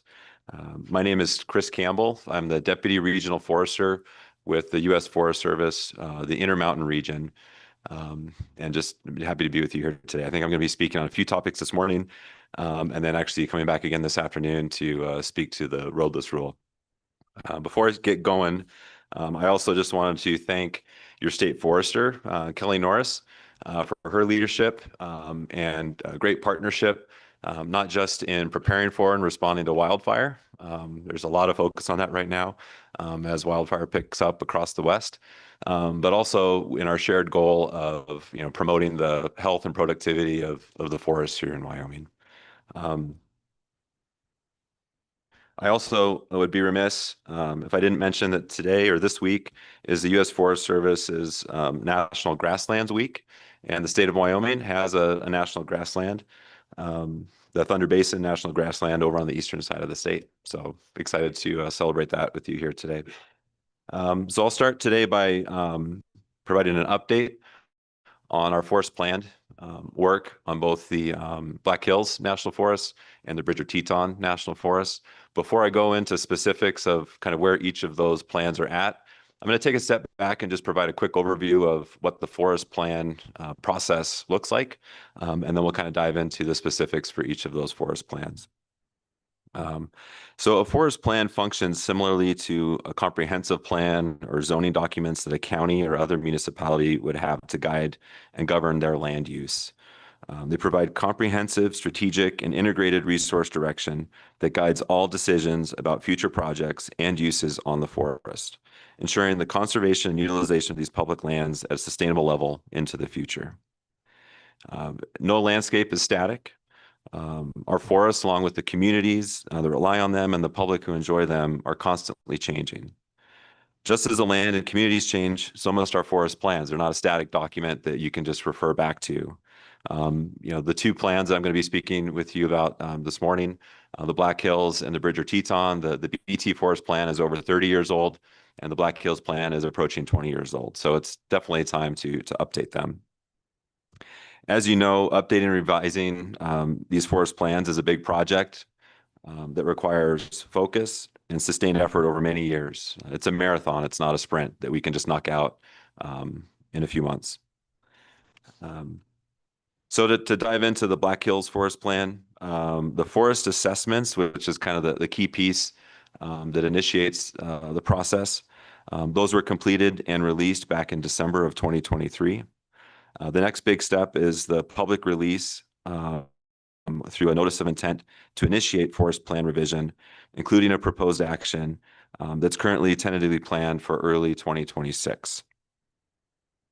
This date and the overall timeline for the revision for the Black Hills was adjusted to reflect loss of capacity and expertise at the forest level and other supporting functions at the Mountain Planning Service Group, which is kind of a service center that supports forest plans across the West. So those timelines were adjusted in order to ensure that we have the resources lined up to be able to be successful. Forest staff, though, at the local level on the ground will continue to work internally and with the cooperating agencies on the preliminary proposed action. So it doesn't mean that work has stopped while we try and shuffle and figure out how we really move the plan forward. There's a lot of work that continues to go on, a lot of coordination and communication. And I know something that's been of interest to this committee and many members of the legislature in the past, but there are two phases of LiDAR production specifically tied to the Black Hills Forest Plan revision that are scheduled to be finalized and delivered to the forest. The first batch, I believe, in the next month or so, and the second batch would be later this fall. And that data set, as I understand it, is some of the most comprehensive, if not the most comprehensive data set in the country. So I think it will really help the plan be on solid footing with the conditions on the ground as we work through that process. So to move on now to the Bridger-Teton Forest Plan revision, the big update is that the assessment, again, that first big phase before the formal forest plan kicks off, the assessment for the BT Forest Plan is scheduled to be released this summer. The draft assessment has already been shared with all the cooperating agencies, including all 5 counties that are touched by the BT, and also many state agencies that are the cooperating agencies. We have started the internal review and clearance process to release the assessment and are planning to hold multiple public meetings next month in July. And there's currently meetings scheduled, I believe, are coming together in Afton, Jackson, and Pinedale. And those will be set up in, I think, mid-July is the plan. Additionally, the BT Forest Plan engagement team plans to set up later meetings in Bondurant, Cokeville, Evanston, Kemmer, Marbleton, Moran, Rock Springs, and Wilson. The times and locations for these meetings are still being coordinated with more details expected next month.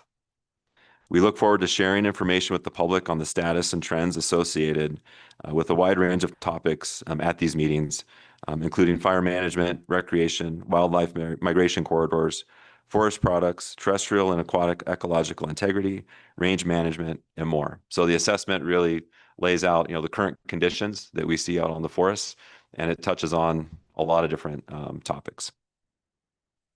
There's still a lot of work to be done on the BT Forest Plan, but I am really excited and encouraged to see the level of professionalism and engagement across all of the cooperating agencies that have been participating with us so far, all of the stakeholders, communities, and the public. It's really, I think, a standard bearer for how I don't know if we could be starting off better. That's not to say it's a guarantee that it's going to go smoothly. These plans take many years. But with a forest as diverse as the Bridger-Teton, the landscapes as beautiful and as many values that are there, it's amazing to see everybody coming together and really rolling up their sleeves and trying to figure out how do we get through this together so that we have a plan that we can use. It's a big task to update this forest plan, but I think we're up to the challenge together. So that's my update on the forest plan revision. If I could also speak just real quickly on the Good Neighbor Authority, which I believe is the next topic for the committee. Good Neighbor Authority is something that we in the Forest Service have been doing more of over the past few years. And it's something that we've been working closely with state forestry. And I understand that, the state of Wyoming is really looking to ramp up that program because it's a really effective tool. And it's a great way for us to get more work done together, not just on National Forest System land, but all the lands that need it here in the state. If I could just speak. Can I interrupt you real quick? Oh, yes, sir. For those that don't know, would you give a little definition of the good neighbor plan, just so everybody sort of understands what you're referring to? Thank you. Yes, sir. Yes, Chairman, so that's my next bullet here. Okay, I'm kind of winging it though, because I had two different sets of remarks here. So the Good Neighbor Authority allows, so it's a federal authority that allows the Forest Service and the Bureau of Land Management to enter into agreements with state forestry agencies, counties, tribes, and other state agencies like Department of Ag is one that we have an agreement with here in the state to help work to keep our forests healthy and productive, regardless of who owns the land. This program has been growing nationally for the last few years, and it's a priority focus area for our new chief, Chief Schultz. Nationally, so this is agency-wide for the Forest Service, we have 575 active Good Neighbor Authority agreements across 39 states, 9 counties, and 14 tribes to accomplish a variety of work. Since Good Neighbor Authority was first authorized, the number of projects and participating states have grown across the West, and work here in Wyoming is no exception. So in 2024, the Wyoming State Forestry Division expanded its Good Neighbor Authority and shared stewardship initiatives, working collaboratively with not just the Forest Service, but the Bureau of Land Management to enhance forest and watershed restoration efforts across the state. Over the past few years, the Wyoming State Forestry Division has managed 20 active contracts across 6 national forests, covering about 5,700 acres of federal land. These projects include approximately 4,100 acres of timber sales and 1,600 acres of service contracts statewide. Since the launch of Good Neighbor Authority in 2017, the Wyoming State Forestry Division has contracted over 13,000 acres of forest management projects across the national forests here in Wyoming. So 13,000 acres total since 2017, but just in the last few years, about 5,700. So, almost half just in the last couple of years. So really ramping up, and we're looking into the future at ramping up even more. Some notable achievements, some specifics include the expansion of NEPA surveys, where the Wyoming State Forestry Division contracted its first NEPA surveys on the Medicine Bow Route National Forest, with plans to contract additional surveys for additional Wyoming National Forests in the future. The Roughneck timber sale, a 1,400-acre timber sale on the Winna-Wasatch Cache National Forest, representing a significant contribution to local industry and forest health. The Black Hills National Forest projects, there's multiple timber sales advancing restoration, ecological or economic support in the region. There's I'm going to miss that one. There's a project up on the Shoshone National Forest where I think we're looking to ramp up with a new GNA forester that State Forestry is bringing on to help us prep projects up there and be more successful. And in addition to the timber side of the house, the Bridger Teton has an agreement and is working with the Wyoming Department of Agriculture to do NEPA for a number of grazing permits for the range program there on the BT. So that kind of concludes my remarks. Just look forward to any questions that you have for me this morning. Thank you. Representative Davis. Thank you, Mr. Chairman. Could you spout off these acre numbers and stuff like that? How many acres do you actually under your management? So Chairman Ide, Representative Davis. So for the Forest Service, I believe it's 9.2 or 9.3 million acres of Forest Service land in the state of Wyoming.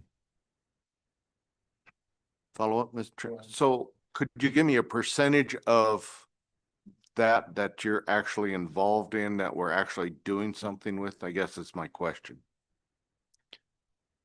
So Chairman,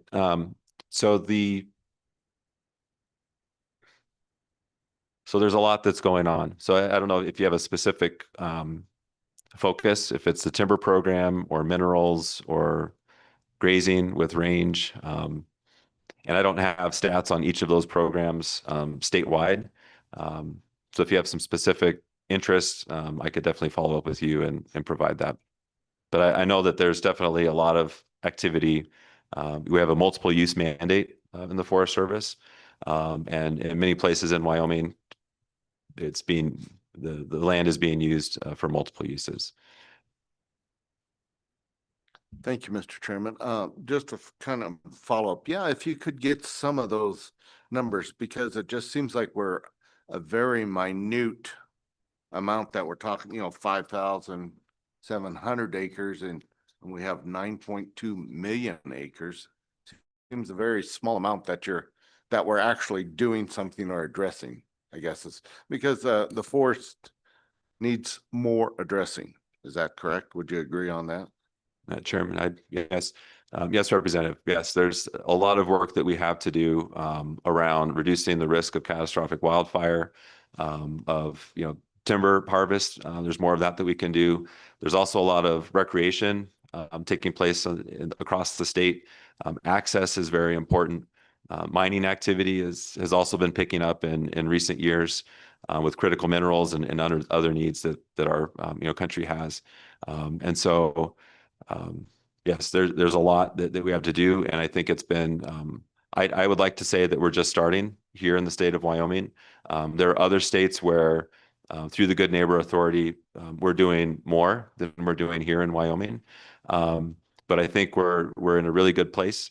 But it also takes resources to get this work done, and I know that your state forester Kelly Norris, along with I think the governor's office and even the state legislature, has invested in that program. If I recall, was it a year ago? It might even have been at this same meeting last year, where you all were discussing, or the discussion was around increasing the number of employees that state forestry could have for this program.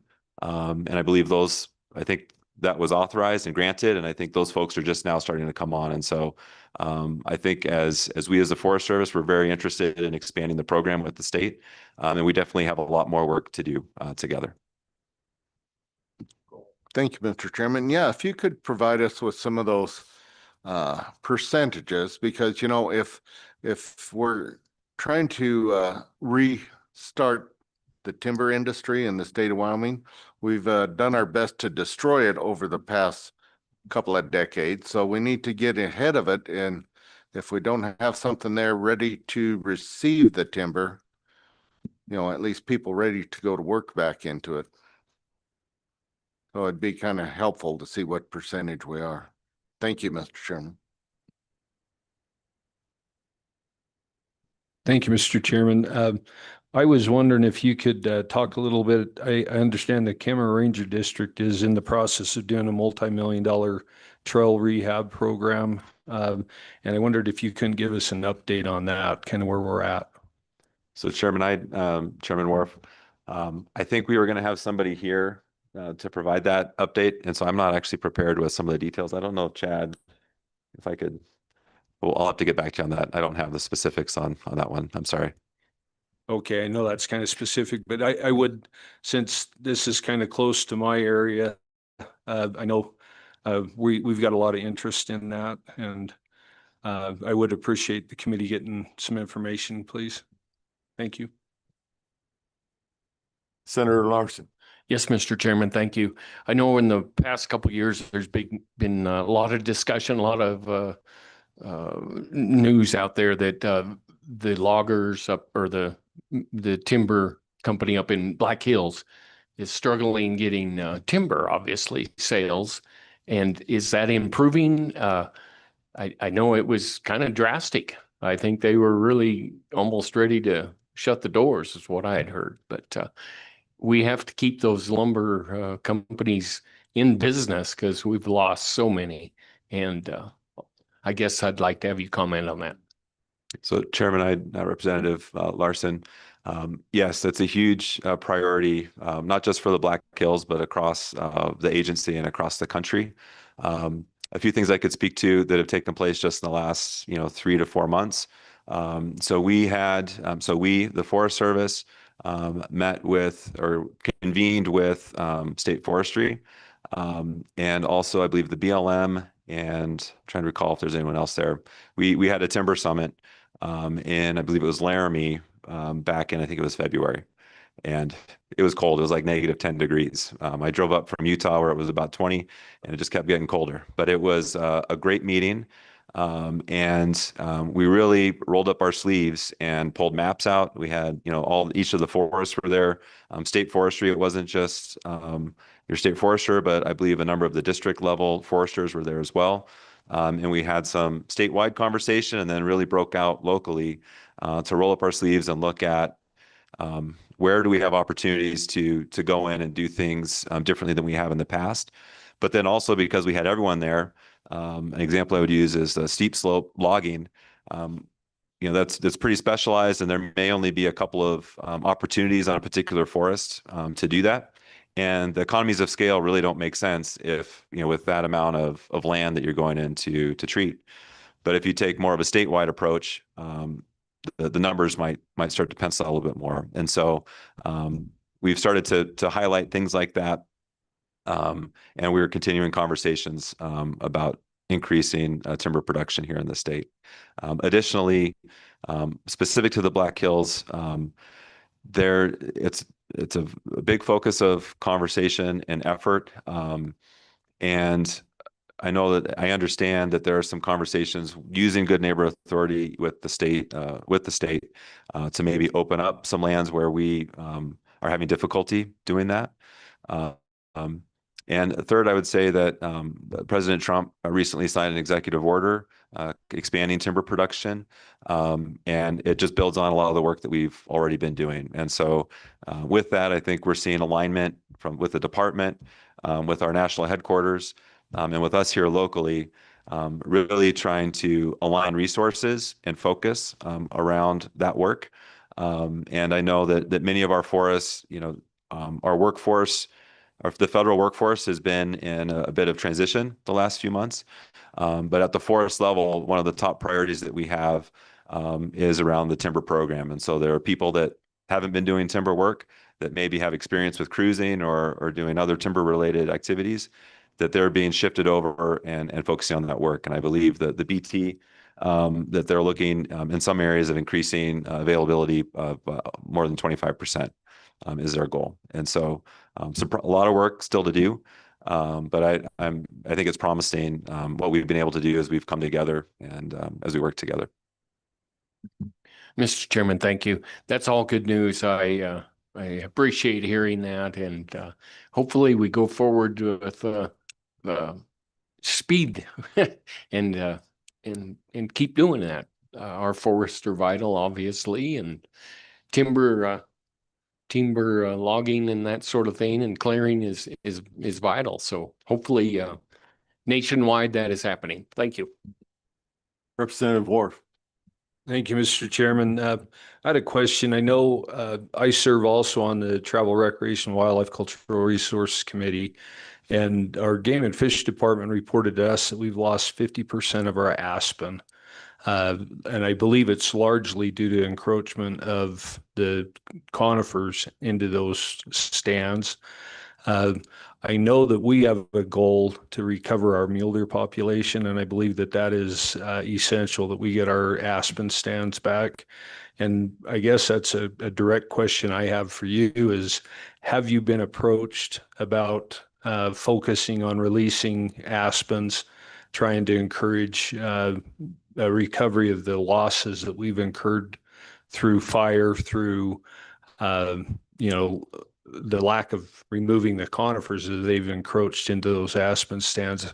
How actively are you engaged in trying to help us recover those aspen stands? So Chairman Wharf. So I personally have not been involved with conversations about that. But I would be really surprised if our forest supervisors and at the district level that they're not actively engaged in that. I know that's a big issue, not just here in Wyoming, but across the West. And so I could follow up with you with maybe some specifics, some recent activities, but I'm not aware of them right now. But I do know this is a big issue for us that we're working on. Mr. Chairman, if I could, I would like a report letting us know what the state and I know our state foresters here as well. And I can just tell you that that is going to become a priority goal to me. And I can tell you, I'm a former timber beast. I love running a chainsaw. I miss those days, some of the funnest times I've ever had. But I do believe in active forest management. I think we've had kind of a hands-off approach for too long. Is the beetle kill, Mr. Chairman, if I could ask another question, has the beetle kill kind of been addressed? I know there for a while we had a lot of standing dead and we were trying to figure out how to deal with that.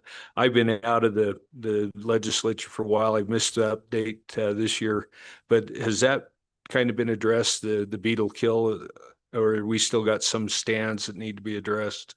So Chairman Wharf, it's still an issue.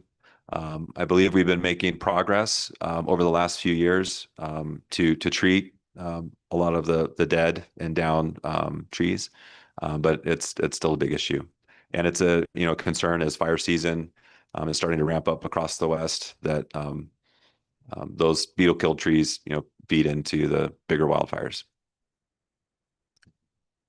Go ahead. Just has the Forest Service looked at trying to allow people to go in and freely remove that?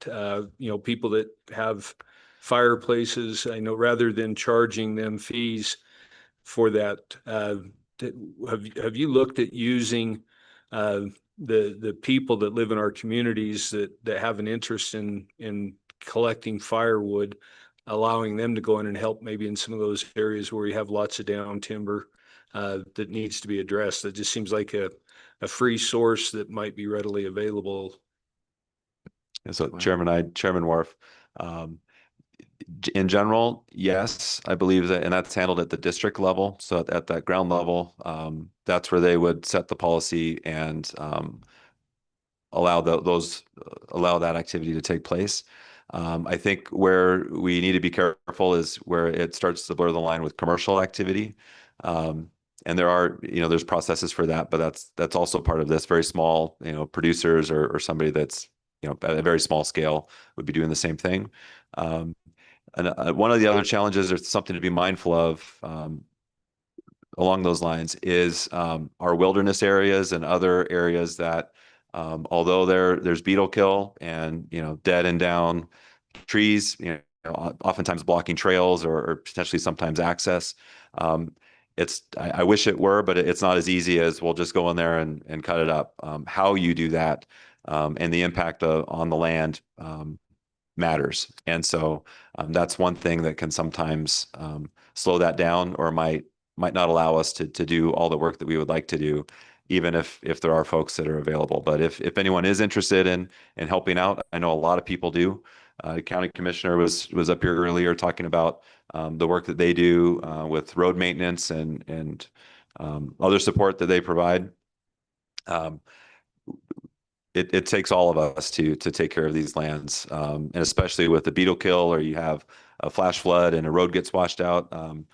It takes all of us. And so if anyone is interested, or is wondering how they can help, or what we're doing, I would suggest that you touch base with your local district office or the forest supervisor, and we'll figure out how we can work together.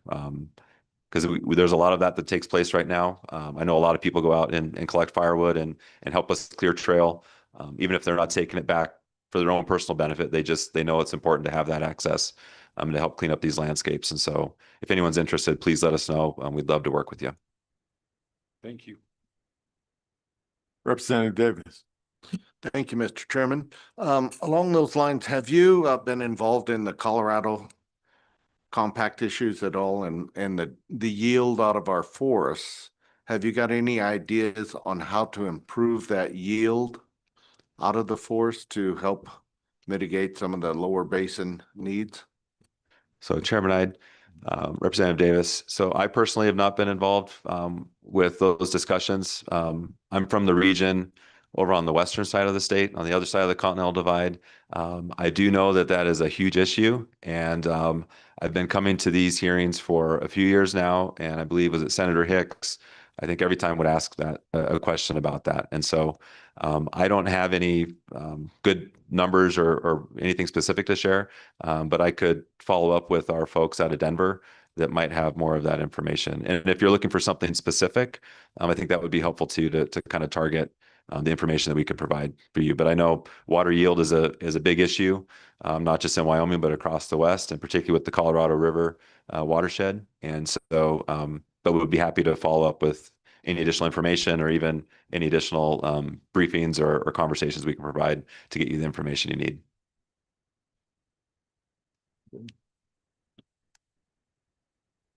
Representative Erickson. Thank you, Mr. Chairman. I come to it as a little different perspective on maybe more of a micromanagement area, but I kind of want to focus on utilization of some of these things. For example, these old roads that are put in, and I can't remember the exact numbers, but just thinking of in the Bridger Teton on the Grays River Ranger District, hundreds of roads that are closed, and they go into leave strips. They were either built to harvest the timber, or in a lot in Lincoln County were built to recover oil and gas and different resources. And so if you drive up the main Grays River Road on both sides, there's all these roads already placed. They have culverts. Literally would take a lot less than new road building to knock open and be able to use. Both the public could use that for the firewood, recreation. Folks are interested in using those.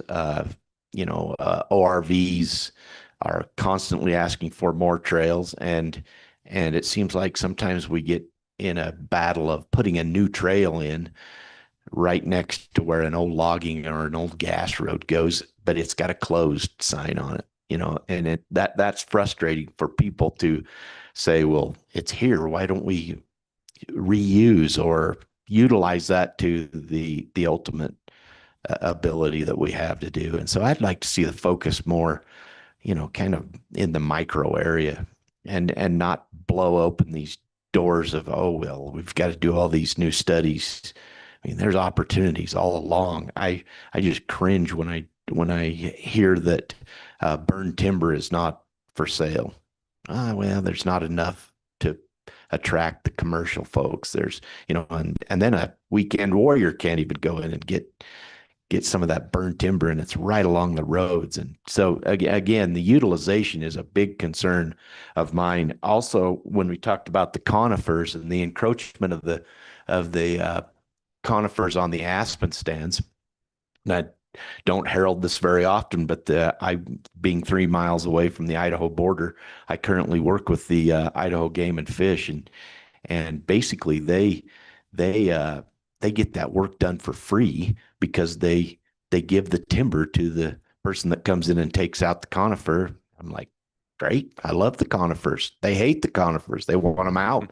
Mule deer restoration areas and wildlife habitat, and literally it's an equal exchange. There's no money that has to be in that, but boy, there is a ton of opportunity in these infrastructures that are already there. And so I would encourage us moving more in that direction, or move as equally as fast in that direction, because I think it would take so much less of a involvement to be able to open those places back up and utilize. And we all know, when there's a oil and gas field, the roads are primo, and that's not our taxpayer money paying for that. That's the oil companies paying for it. And the timber, we when we buy a timber sale, we pay road maintenance. And the joke has always been, and I don't think it's a joke, but our road maintenance for timber sold down in Kemmer or Star Valley goes to Jackson, and those roads are nice. Our roads, you need a 4-wheeler to get over them, so. And there was just recently timber money come out of that. So anyway, I appreciate what you're doing, but I think we need to go full speed ahead in utilization and thinking a little bit outside the box and using different opportunities that may already be there. Thank you. Thank you, Mr. Chair. Any other questions? One last one here. I'll get my 2 bits in. So help me understand. Representative Erickson brought up Idaho. I've been to Oregon through Burns, John Day, who, were decimated there as well. All that's left in Burns is a BLM building, and it used to be a thriving, logging town. Same with John Day. This a couple months ago, I was up in northern Idaho, and I mean, all you see on the roads are logging trucks. I mean, it's a thriving industry. I don't understand the industry. I think Representative Erickson's in that industry, but help me understand. Representative Davis brought up, we've been devastated, in particular in Wyoming, because that's where we're from. Is it politics that's causing that? Why is Idaho appears to be thriving? And I don't know that for sure, but you see a lot of logging trucks, a lot of sawmills, and why are we stuck in the mud here, so to speak? Potentially, I don't really know, but it appears that way. Is it about politics? How do we open this up to get more timber harvest? You mentioned the executive order with Trump. Hopefully that's a move in the right direction, just, streamline permits and, get the flywheel fired up again here. Can you explain why have we lost a lot of our timber industry in this state? Thank you. So Chairman, that's the $1 million question, or that's the question. I'll do my best to answer it, but I feel like that's maybe a longer conversation with myself, but not just myself and the Forest Service, but with your state forester and also with industry here in the state. My sense is that it's multifaceted, and it's been decades. It's taken decades for us to get here. One component are the markets, the timber, wood markets. They drive the price of the value of the wood, or different types of wood and wood products. So that's a key component, and those market dynamics have changed over the past decades. The market dynamics are very different now than they were back in the 90s, the 80s, the 60s and before. And so that's a piece. That's not the whole thing, but that's a piece. Another piece is, I believe, legislation and policy, and how some of our federal lands have been managed, and wars that have been waged in court, and we've kind of ended up with this patchwork of laws and policies and polygons. You heard this morning already the BLM, and it's not just the Forest Service, but you heard about, there's wilderness areas, there's wilderness study areas, there's roadless areas, there are a lot of different kinds of areas. There are also, it's not just about getting the cutout at all costs. I think everyone recognizes that we want to steward these lands and sustain them, not just for us today, but for future generations. And so that means, taking care of the land and the wildlife that inhabits it, and the people that depend on it for hunting and recreation and family ties, not to mention even tribal interests and heritage sites, and some of these places there's a connection between the people that live here and those lands that go back a very long time. And so you have things like the Endangered Species Act and NEPA and other things that can just make things a little bit, they just take extra effort and sometimes make things really hard to get work done in certain places. And so you have that. And you have the landscape is changing as well. We were just talking about beetle kill. The landscape's a dynamic thing. And so that's changing. And so there's a lot of things that are changing. And I think the biggest thing that's encouraging for me is as I've gotten an opportunity to work more in the state, in how much everyone, I should say most people, but just about everyone, when you sit down and you actually start talking about the real issues, I think everybody recognizes how important these landscapes are, the importance of multiple use, and that it's going to take all of us to take care of them. And that's one. I spoke earlier about how encouraged I am with the BT Forest Plan. and the work that's going into that and how people are coming together. That's not a silver bullet. You know, if that plan is perfect, it doesn't mean that we're going to be able to get all the cutout and we're going to, you know, everyone's going to be happy. But I think we'll be better. We're going to move the needle in the right direction to be able to get more of the right work done and to take care of these landscapes and you know, help the communities and the economies here in the state that depend on those landscapes. And it's, you know, timber is a big part, but it's not just timber. Recreation is huge here in Wyoming and across the state, and it's growing. You know, mineral development is huge. And so it's a big conversation.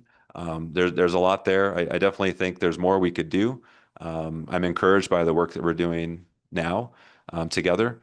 And just, I look forward to working with you, with the state legislature, with your state forester, and with all the federal partners that we have to take care of these lands and take care of our communities.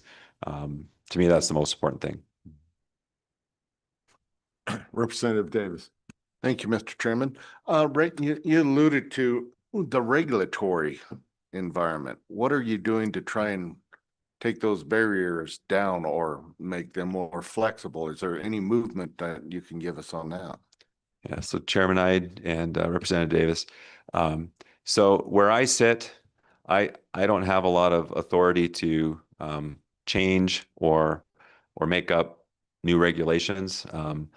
As a federal employee and where I sit, I'm charged with implementing and executing what the Congress signs into, you know, votes into law, and what the president, you know, directs us to do. And so I think I would look to, you know, what's happening nationally. You know, President Trump has signed a number of executive orders. There is a lot of activity nationally to make sense of those executive orders and to move out across the different types and levels of federal, you know, policies and rules and things that an executive order can influence. That's underway right now. But I'm still waiting to hear more and see more, you know, as far as what's going to be rolled out. That's all happening nationally. Additionally, you have Congress debating, you know, many of these laws that we've already touched on here today. And so that's the other place. So I haven't seen anything new really come down as far as the big shift in policy, but there's a lot of activity right now working through that change. We just haven't seen the end product yet.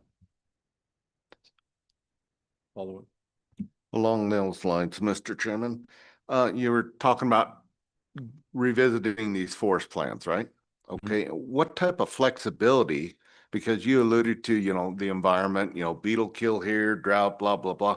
You know, and it seems in these policies are etched in stone, thou shalt do this. Is there any flexibility being built into these new ones to address those environmental, you know, issues? I guess that's my question. What's your thoughts along that? So Chairman, Representative Davis. So my understanding is that the process is what's etched in law, or is usually what's explicitly written out in rules and in policy. But as far as what the decision is, that's up to the local line officer. So in the case of a forest plan, that would be the forest supervisor. They are the ones that are signing that document. It's their decision. It also is heavily influenced on who's at the table and part of the discussion in working through what informs that decision and really identifying what's important, what needs to be in the forest plan. And so I don't know how else to really answer your question other than the process is really what's written in stone, but it really depends on the people that are there at the table and working through these processes. And again, that's why I'm really encouraged with the BT Forest Plan and some of the other work that we're doing through Good Neighbor Authority and elsewhere, where it's not just the Forest Service, you know, charging ahead saying, okay, you know, here's the plan, you know, deal with it. Or, you know, we have a public meeting and we present, here's what our plan is. We take, you know, feedback, but we don't actually change anything. I'm encouraged that that's not happening, or at least to my knowledge, that's not happening. What is happening is us meeting multiple times. You know, I know Chad is the forest supervisor on the BT, just with the assessment and some of the work so far with the forest plan He's been driving around in person, meeting with county commissioners, meeting with state agency employees, meeting with the governor's office, with just about everybody to talk through, to listen, and to try and pull together all the people that have an interest in these lands that we manage. And so to me, that's really the key in how we be successful, to really inform in the best way possible the decisions that we're making. Thank you. Quick follow-up. Yes, We'll go to public comment. Thank you, Mr. Chairman. Yeah. You know, a lot of times there's so much red tape at your level. So, you know, if you can get it down to the next level, you know, say the conservation districts and private industry, does that help speed that process up and give you more flexibility as a director or something like that? Is that possible? And, you know, you mentioned the good neighbor. That seems to be a subcontractor and helps you get something done because they're a little more flexible.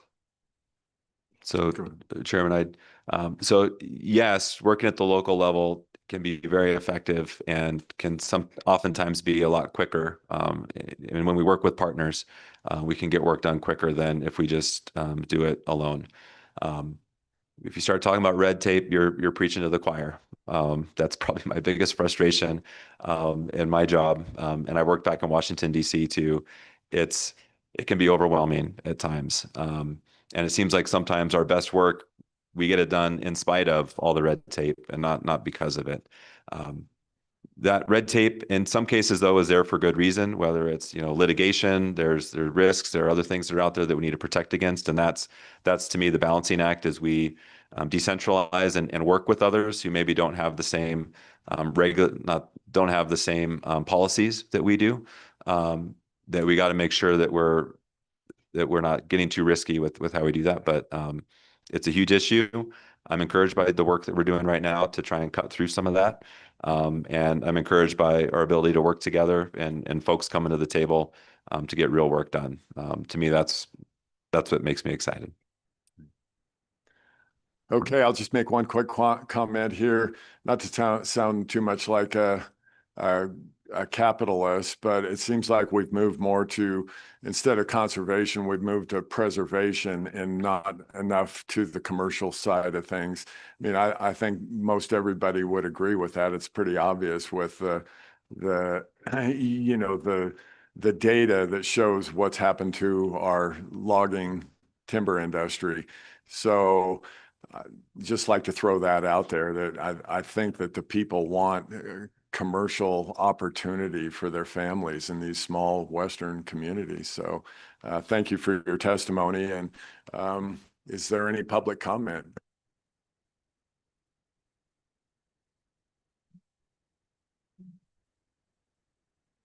Go ahead and state your name and where you're from. Thank you.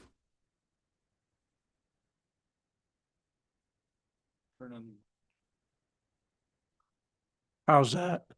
Eric South, Uena County Commissioner from Evanston. I'm also born and raised in the timber industry, and I'm still involved with it with my family business. They have a sawmill in Evanston and one that they acquired in Mountain View. What I've noticed in the years past is there was a lot of sawmill businesses. Well, take Star Valley. There was that sawmill, Star Stud, put up an awful lot of timber, but then they couldn't keep going because the timber sales wasn't up. Now, the timber sales that we get are dead. That's the timber sales they put up, and you have to pay for it. In my opinion, they ought to be giving you the timber to clean it because you're going in there cleaning up their messes. And very seldom do we ever get green timber. You can't make good lumber out of dead wood. You got to have green to make good, good saw timber. So this has been going on for years. And then, also when there's a fire, we had a deal happen last summer or fall where they could have put it out. We had equipment there, or my family did. They could have stopped it, but it went full blaze. And so the way they've operated over the years, to me, has been criminal, you know. And there's a lot of good people, though, in the Forest Service that wants to try to do the right thing. But like Representative Davis was saying, you know, you got so much red tape and all the stuff you have to go through. So I appreciate them, you know, doing the, you know, revamp or the forest plans that they did. We were involved in the Ashley as a county because we border them. We don't have a seat at the table out of UN County because we don't border, but we're involved, you know, and that was brought up that the Chad was going to come around and visit the other communities. So, but I hope that we can, you know, get a better handle. And it seems like they realize it now, and with what the president's saying and doing, but this has been something that's went on way too long and not took care of. And then with other administrations that, you know, that they didn't want to take care of it or different, whatever, for whatever reasons. But that's kind of my soapbox about Forest Service. And I do appreciate this good neighbor authority because we always had a lot easier time dealing with the state forestry as we did the, you know, the federal forest. They were always just easier to work with and had more common sense. But this good neighbor authority where they work together, and like the state, and Kelly's gonna, we have a sale that she's gonna help do, and it just makes it a lot simpler. So that's just my thoughts on. I appreciate your time. Erickson. Thank you, Mr. Chairman. You've kind of touched on a couple of things that I wanted to bring up, and it seems like that may be a good area or a good time to bring those up. And that includes our firefighting strategy and our fuel reduction. Great concern there. It seems like instead of forest managers, we have firefighters. The United States Forest Service is now United States firefighters. And it seems like a lot of times people can't wait to put on the yellow shirts because then the money starts flowing and fire goes up, and man, all of a sudden these resources, millions and millions of dollars, start pouring in, and we say, oh man, look at all that buildup, you know. So more proactive would definitely cut down on these devastating fire situations, and they're tough. It's because now that they're burning with the intensity that they are, very little is growing back. So we're not getting the benefit out of the fires that we're all crowing about, because there are some great benefits, but in the certain places. And this may be kind of out of the realm of here specifically. I don't see any local individuals, but one example is the current fire that we have just west of us here, and started out in the spring, and it's kind of, they monitored it. Well, now it's up to 191 people and heliTAC crews, and I mean, I just have a big concern that we let that go, and now it's turned over to everyone in yellow shirts and everyone where we've declared it an out of control fire. So your point on the fire management, and I believe the case you were talking about the fire broke out right next to your equipment, and they were told by Forest Service to evacuate and get out of there, and they're like, well, that's a little fire that we could put out. Oh, that's not the way. We have to go through the red tape. And then it turned into a very large fire, destroyed a lot of resources and assets. So anyway, just a comment related to that, and see if you have anything to add to that. Mr. Chairman. Thank you, Mr. Chair. Yeah, in that fire also, they lost about 85 loads of logs that were in the deck that is gone, so, and there's no way to get your money back on that.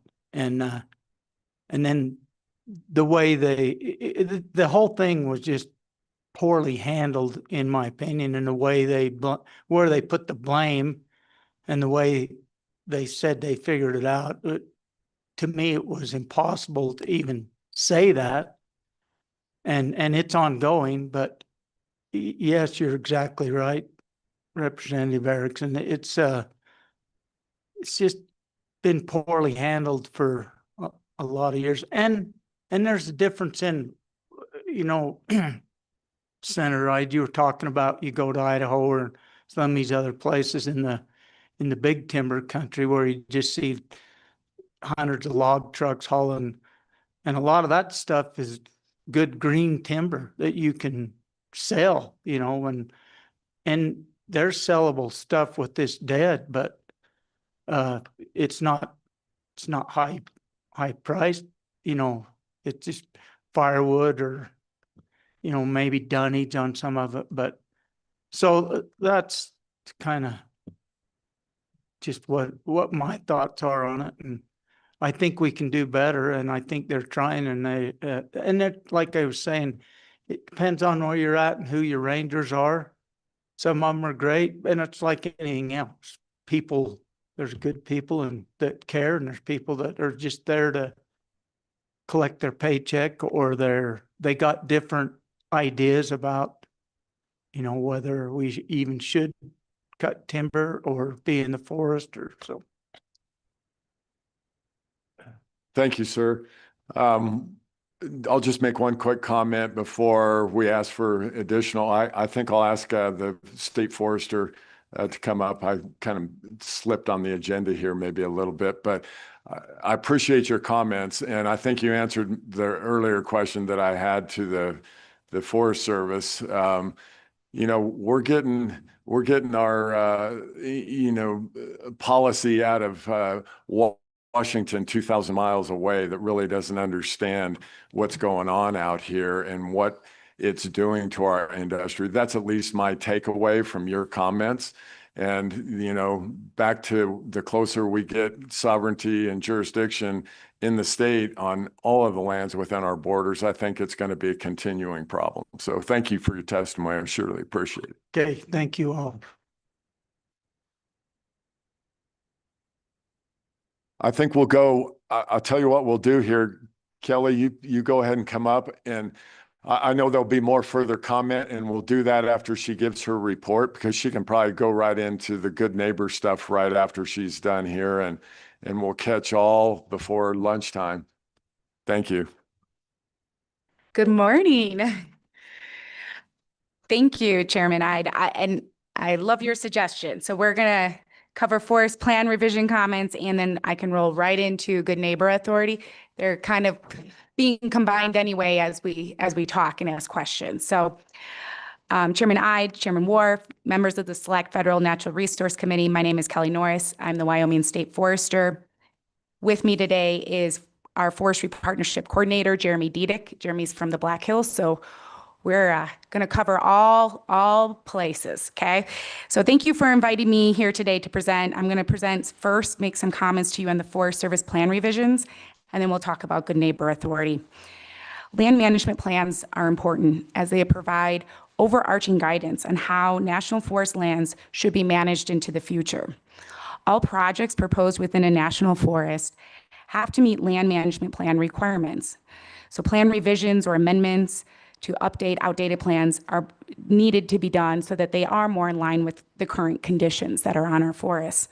Many of Wyoming's national forest land management plans are 20 to 30 years old, as you heard. Because these plans guide direction over the entire national forest, they are incredibly important to have state and local input and review. In Wyoming, state agencies, along with county commissioners and conservation districts, are considered to have cooperating agency status. A cooperating agency representative is typically asked to engage in forest plan revisions because that agency can provide their expertise on specific topics, which is necessary and needed for a successful well-rounded land management plan. State Forestry has been very engaged in both the Black Hills and Bridger Teton plan revisions. We believe it is critical for us to be at the table, representing Wyoming's interests when it comes to matters of forest management and wildfire. It is also important that other state agencies, such as Wyoming Game and Fish, Wyoming Department of Ag, State Parks, and even Office of State Lands and Investments, provide input into the plan revisions as well. When State Forestry ended up with some extra project funding after the Black Hills LiDAR flight project was completed, we used the funding to pay for cooperating agency NEPA training, which was organized and contracted through the Wyoming County Commissioners Association. So over the last year, cooperating agencies such as your state agencies, your county commissioners, your conservation districts, the governor's office representation, and even federal, both BLM and Forest Service decision makers have attended 3 different NEPA trainings, each one building off of each other and located near a forest that was going to be conducting a plan revision in the near future. I won't go into too much detail about the training, but I did want to inform this committee that Wyoming's cooperating agencies have been getting training and are coordinating with each other on these land plans and the revisions. The Black Hills and the Bridger Teton are 2 very different forests. One forest is completely in Wyoming, while the other shares the majority of the forest in another state. State Forestry has been working with both forest supervisors on these plan revisions, as well as what they have called the Mountain Service Planning Group, which is a supportive network to help build capacity for these forest plan revisions within the region. Each forest is executing their forest plan revision process in their own way, as to somewhat be expected due to their differences. One request I have made is for both forests to consider developing management areas to be at watershed levels. Wyoming's forests are considered the headwaters to many important waterways, and the quality and quantity of water we receive from a watershed is connected to a forest's health. Water is going to continue to be an essential need, not only in Wyoming, but in the West. And as revisions process continues, I hope we can move forward with all our forest plans moving into managing at a watershed level management.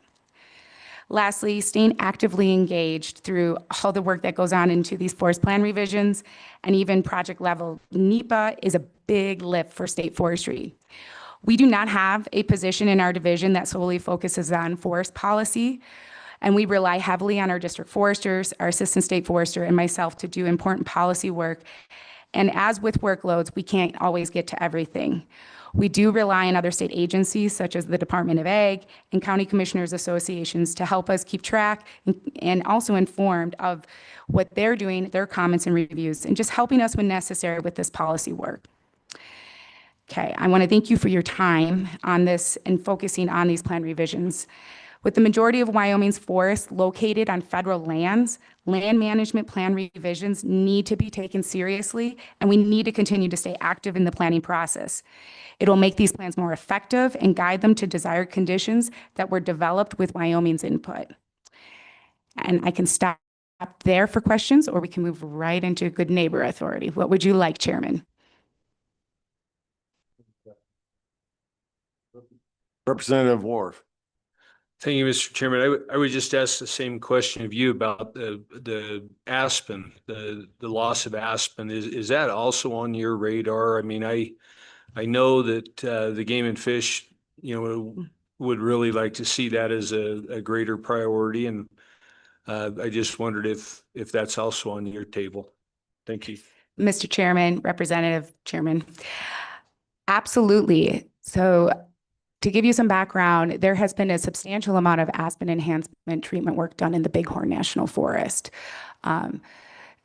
Conifer removal is one thing, but the other part that needs to be understood about aspen is the young trees are connected to the old trees, right? And so while we may remove conifer, while those young trees are growing, if we have a substantial amount of elk or wildlife moose coming in and eating them, taking off their tops, they never get to their full growth.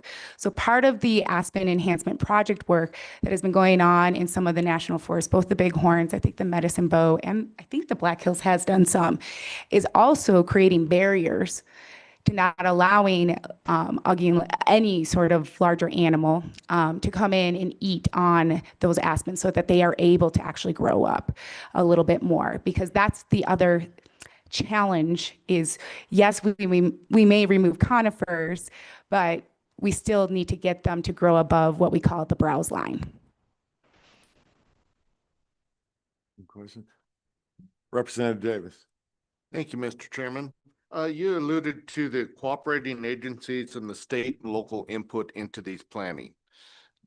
Are you seeing a receptive side on the other end? You know, because unlike the RMP, it was not very receptive, you know, and that seemed to be the big rub. How can we improve that across there to get our point across as a state? Mr. Chairman, Representative Davis, that's a good question.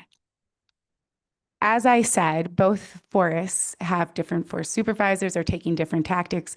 We are moving into these plans, I think overall, being pretty engaged. So because we're just in the assessment side on the Bridger Teton, and we've just moved beyond the assessment, we haven't actually fully been activated in either forest going into the plans. It's just been, there's the assessment, then there's the actual meat and potatoes of going in and saying, this is the problem, and this is how we're going to overarchingly plan in the forest. And then we come out with that optional plan and make a decision, right?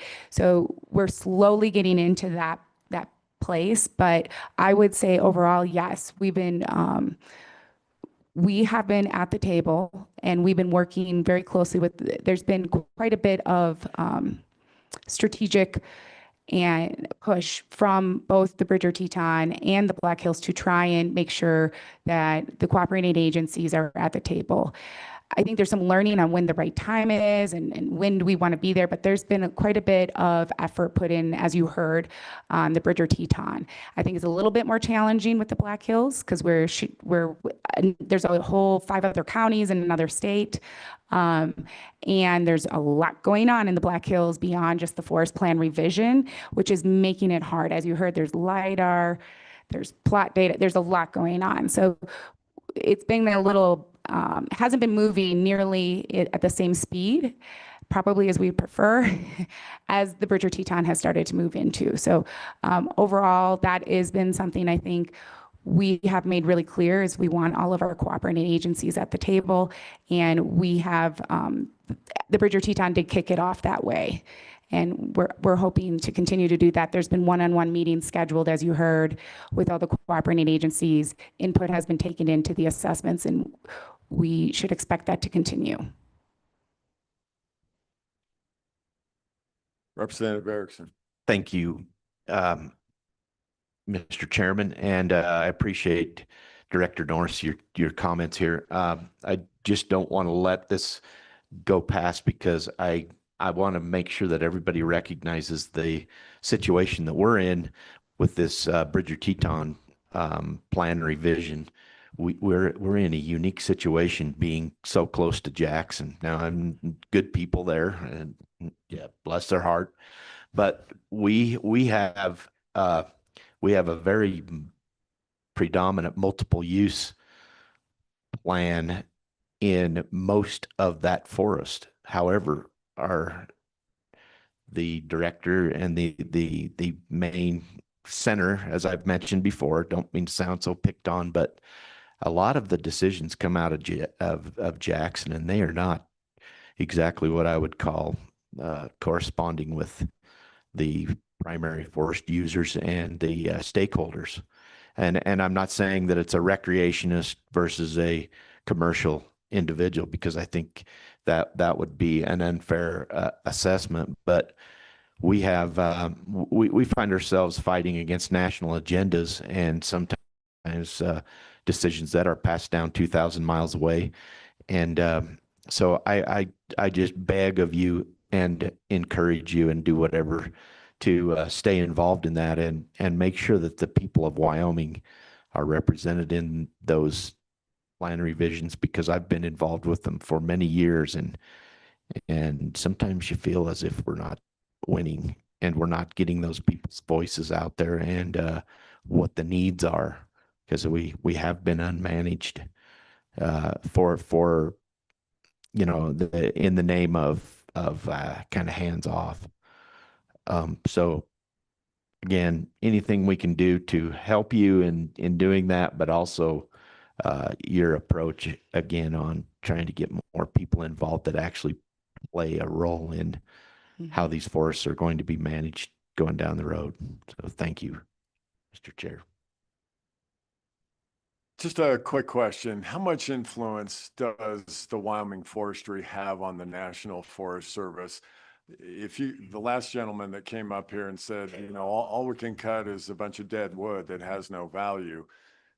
What does he do? I mean, does he go to the Wyoming Forest Service and say, hey, twist their tail back in Washington or the National, Forest Service? You're running us out of business here. There's nothing left. What do guys like that do to solve that? And can you influence that? Thank you. Thank you, Mr. Chairman. That is a good question. So that is why the state forestry requested a meeting with Region 4 and Region 2 in February, because it's not just challenges with one mill, it's challenges with 3 mills in our state. We have a mill that isn't here today, but is very challenged down in Saratoga and Representative Davis country too. So we have 3 pretty good sized mills in each corner of our state. Plus we have a substantial amount of small mills. And we have to start holding accountability, just like you're asking, of what's going on. What we're finding out is the funding streams that used to help support a lot of this activity hasn't been there for quite a few years in our forests. Wyoming also was not selected for a catastrophic wildfire area out of all of those areas. They ended at the Utah borderline or the South Dakota borderline. That's where the funding went. And so we have been pretty challenged with trying to get work done. One of the things we do is we now put our staff in what we call the ID teams, the project level teams, and Wyoming Game and Fish does that typically as well. And we help as a cooperating agency get the proposals on the right side, because if we can't even get the project proposals to where they need to be for the benefits of Wyoming, we're really going to be backwards during public scoping and comment period. So those are some of the tactics we have taken. Some of the other tactics is looking at the state as a whole, and then having to talk about leveraging, okay, well, the Bighorns has a really great NEPA planning team. Can we bring it over to the Shoshone and get the Shoshone to work? Okay, if we're going to have this amount of funding coming in, this is the priority here because that's where this group is having an issue, and then this is our next priority. And just agreeing where the state priorities were going to be. I also think there's been, we need plans. And there hadn't been plans really put into place because there hasn't been funding sent to some of these forests for active forest management for a while. And I think the more we can push and bang that drum will help us because we have plans in place. And we're going to talk a little bit about all the work we are doing with Good Neighbor Authority. But that's part of it is when the state starts with Good Neighbor Authority, right? We now have staff. They have to give our staff work to do. We're holding them all accountable. They got to get the ducks in the row. And I think that's been some of the work we've been really working towards in the last couple of months. It's been very helpful having the administration present an executive order. It's been very helpful with the secretary memorandum, providing real solid input, looking at removing barriers in these timber sales, great direction. And so now we can point to something which was really helpful for us. So I think the state has now some very much so some support from the president and the administration in this. And that has helped. Also, move in the direction of focusing on timber and active timber management. As you heard the Forest Service say, they're now training staff that are non-timber to do timber and help us get work done. And I think that's a big push in the right direction. I think with that, you can move right into your good neighbor report if you would like. Okay. Does that work? Sounds great. Thank Thank you, you. Chairman. All right. So Wyoming State Forestry utilizes every available tool to expand forest management and timber production across federal, state, and private lands. The Good Neighbor Authority, it allows state forestry to leverage state capacity to increase active management on federal lands. We utilize state staffing and contracting to administer project work on both BLM and Forest Service lands.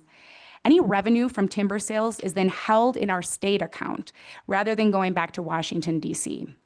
We also coordinate with the federal agencies on where to best utilize that revenue funds into the future. At the same time, state forestry manages forested state trust lands, where we focus on maximizing timber revenue for trust beneficiaries. Additionally, state forestry is supporting increased timber harvesting on private lands through technical support and connections between private landowners and the forest products industry. This multi-pronged approach supports forest health, industry stability, and long-term stewardship of Wyoming's forested landscapes. Within our 2025 Good Neighbor Authority strategy, state forestry is focusing on accelerating available timber volume through state contracted timber sales. We are increasing state-managed federal projects through joint planning and coordination while leveraging G&A revenue and resources. State forestry is currently working hard to meet immediate volume needs of Wyoming's timber industry, taking on as many 2025 projects as possible to allow U.S. Forest Service staff to start work on 2026 projects and beyond. We got to get them going. That was part of that plan. We're contracting out NEPA surveys, completing layout and administration on fuels treatments, thinning projects, and timber sales. We've taken on projects that need quick turnaround to offering and contracting, such as post-fire deck and salvage timber sales in the Bighorns and in the Bridger-Teton National Forest, recovering value from burned or decked timber after last summer's wildfires. Over the last year, state forestry has added one full-time G&A forester to the Black Hills, one G&A at-will employee contract forester on the Shoshone, and we do receive a G&A support through our grants management coordinator specialist, and she splits her time 50% G&A and 50% on other forestry federal grants. So this has brought our G&A capacity to our one partnership coordinator, our one full-time forester, which is in the Black Hills, and 5 at-will employee contract foresters. Everything else within our G&A program is done through our 11 field foresters, a contracting specialist, and then the Assistant State Forester of Operations. Currently, State Forestry has 21 active U.S. Forest Service agreements across 6 national forests and 2 regions. We also have 3 active BLM agreements. These agreements total $10.3 million in funding that State Forestry manages. This number of agreements and funding is about a 20% increase from previous year. 2025 will be State Forestry's biggest year of growth yet. We have or will contract about 21,000 acres of project work. This is 5 times the number of acres from 2024 and 10 times more than 2023. Our accomplishments for G&A to date are over 34,000 contracted acres, 60 total contracts, and over 42 million board feet of federal timber sold. That's approximately 8,600 log trucks for reference. I do have handouts that provide breakdown accomplishments via every national forest or BLM agency for each of you to reference based on your interest, but I'm not going to go through each one of them. I have also provided you a handout that was created by the Council of Western State Foresters on Good Neighbor Authority activities and accomplishments that was done to show accomplishments in 2024. The updated version for 2025 will be coming in September. This is an excellent comparison to what Wyoming is achieving in relation to other Western states. And it's no doubt Wyoming is carrying well above our weight in project achievements when compared to staffing and funding provided in other Western state Good Neighbor Authority programs. Since January, the federal agencies have been going through quite a bit of change and reductions in staffing.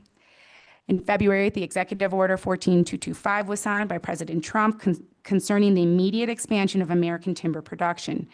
Following that timber expansion executive order, the secretarial memorandum came out increasing timber production and designating an emergency situation on National Forest Service system lands, directed the Forest Service to increase active forest management by reducing the barriers and focusing on necessary efficiencies. So state forestry is now being asked to help keep timber programs going within our national forests, with the desire to add additional G&A foresters to support and implement the executive order and the memorandum, and helping to just build robust timber programs again.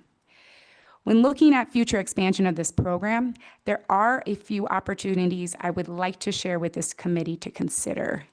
Did we give them all the handouts? Okay. All right. So you have a handout, a couple of handouts. So first, I'd like to bring your... Yeah. Senator Larson has a quick question. Go for Thank you, it. Kelly. Thank you, Mr. Chairman. So on the Good Neighbor Authority, can you, I think you briefly told us how we're increasing some employees. How is that funded? And I should know that probably. And can you tell the board or the committee and share those? Chairman, Senator, absolutely. We're going to go right into that actually in the state statute, how it is. But the positions are federally funded currently. And I'm going to talk about some opportunities for us to just, for you as a committee to consider within the state statute, possible amendments to look at. So if you bring your attention to the GNA State Statute 361503, powers and duties of the state forester, and this is the GNA State Statute, the very last sentence within the state statute states that the state forester shall not fill more than 4 full-time employees and 6 at-will contract positions. We will not be able to grow this program without increasing these numbers or removing a number limitation altogether. The second part of this statute I'd like to highlight is the sentence right before that sentence that limits the number of employees allowed to hire, which says employees hired under this subsection shall be funded using federal funds deposited into the account. Over the last year, state forestry has been approached by the timber industry and nonprofits wanting to invest in our GNA program, specifically to help fund GNA employees. Currently, the state does not, and state forestry does not have a way to allow for private non-federal funding to be used for employee salaries in our GNA program. This is a big opportunity that I encourage the committee to consider. I've handed out a document with amendment considerations for these 2 areas within 361503, as well as amendment considerations in what is 361502, Wyoming State Forestry Good Neighbor Authority revolving account, which would also need to be updated to allow for voluntary funds to be deposited into this account. The amendment considerations, the language really mirrors what the legislature did in 2020 to allow WYDOT to receive contributions for wildlife crossings in connection with the new wildlife license plates. Another barrier associated in growing the current program has to do with the hiring of at-will employee contracts over full-time employees. It takes about 8 months for our district foresters to fully train a new GNA employee contract forester. And the average length of the employee in this type of contract position is only 11 months. The turnover has really affected state forestry's ability to maintain a skilled GNA workforce that is familiar with projects within our respective districts. Without the ability to retain trained employees, GNA workloads continually fall back to the district staff to complete. We have given you a document that provides you a comparison between these different types of positions, along with the associated costs and funding for your reference. And this is another reason we would encourage this committee to relook at how the number and the types of employees allowed within this program is dictated in the GNA statute 361503. Lastly, you will notice that in the Council Western State Foresters handout that this GNA program has previously received state funding to support it.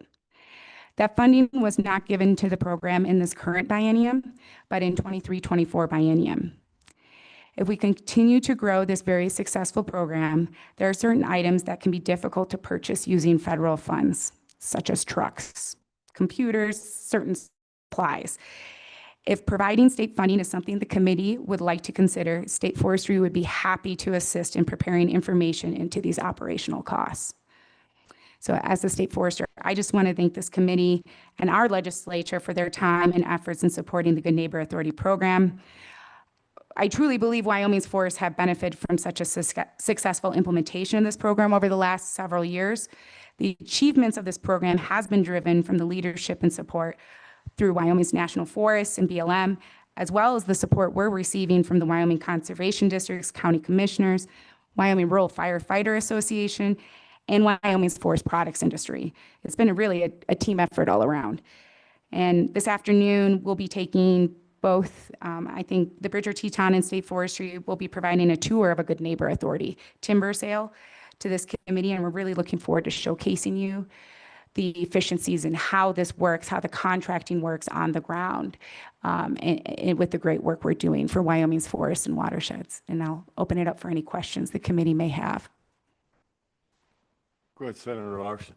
Thank you, Mr. Chairman. On the statute 361502, you reference down toward the middle of the page, the state forester is authorized to receive and credit to the account any money or property. So is there any way to make that more clear on property? I'm sure that's not land, I would assume. It's like computers or trucks or whatever. Go ahead.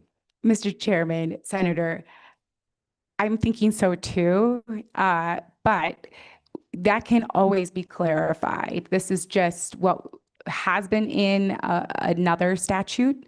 And so if this is a concern and we need more clarity, absolutely. Because no, I don't think property is the thought process, like the land property. Correct, sir.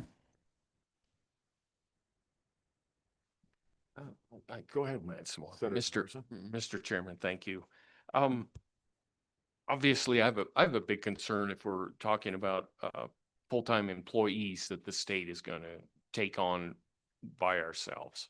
I don't want that.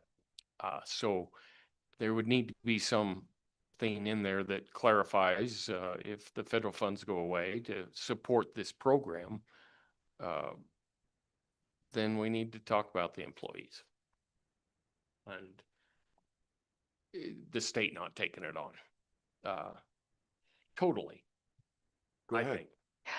Mr. Chairman, Senator, that's a great point. Currently, the state does not fund a single one of the G&A employee salaries. As in the statute, it is federally funded only. Hence why we've been very slow to hire full-time employees, because the funding has not been consistent enough. Where we have consistent funding, which is located in the Black Hills, is where we've been able to do that, where we have felt comfortable.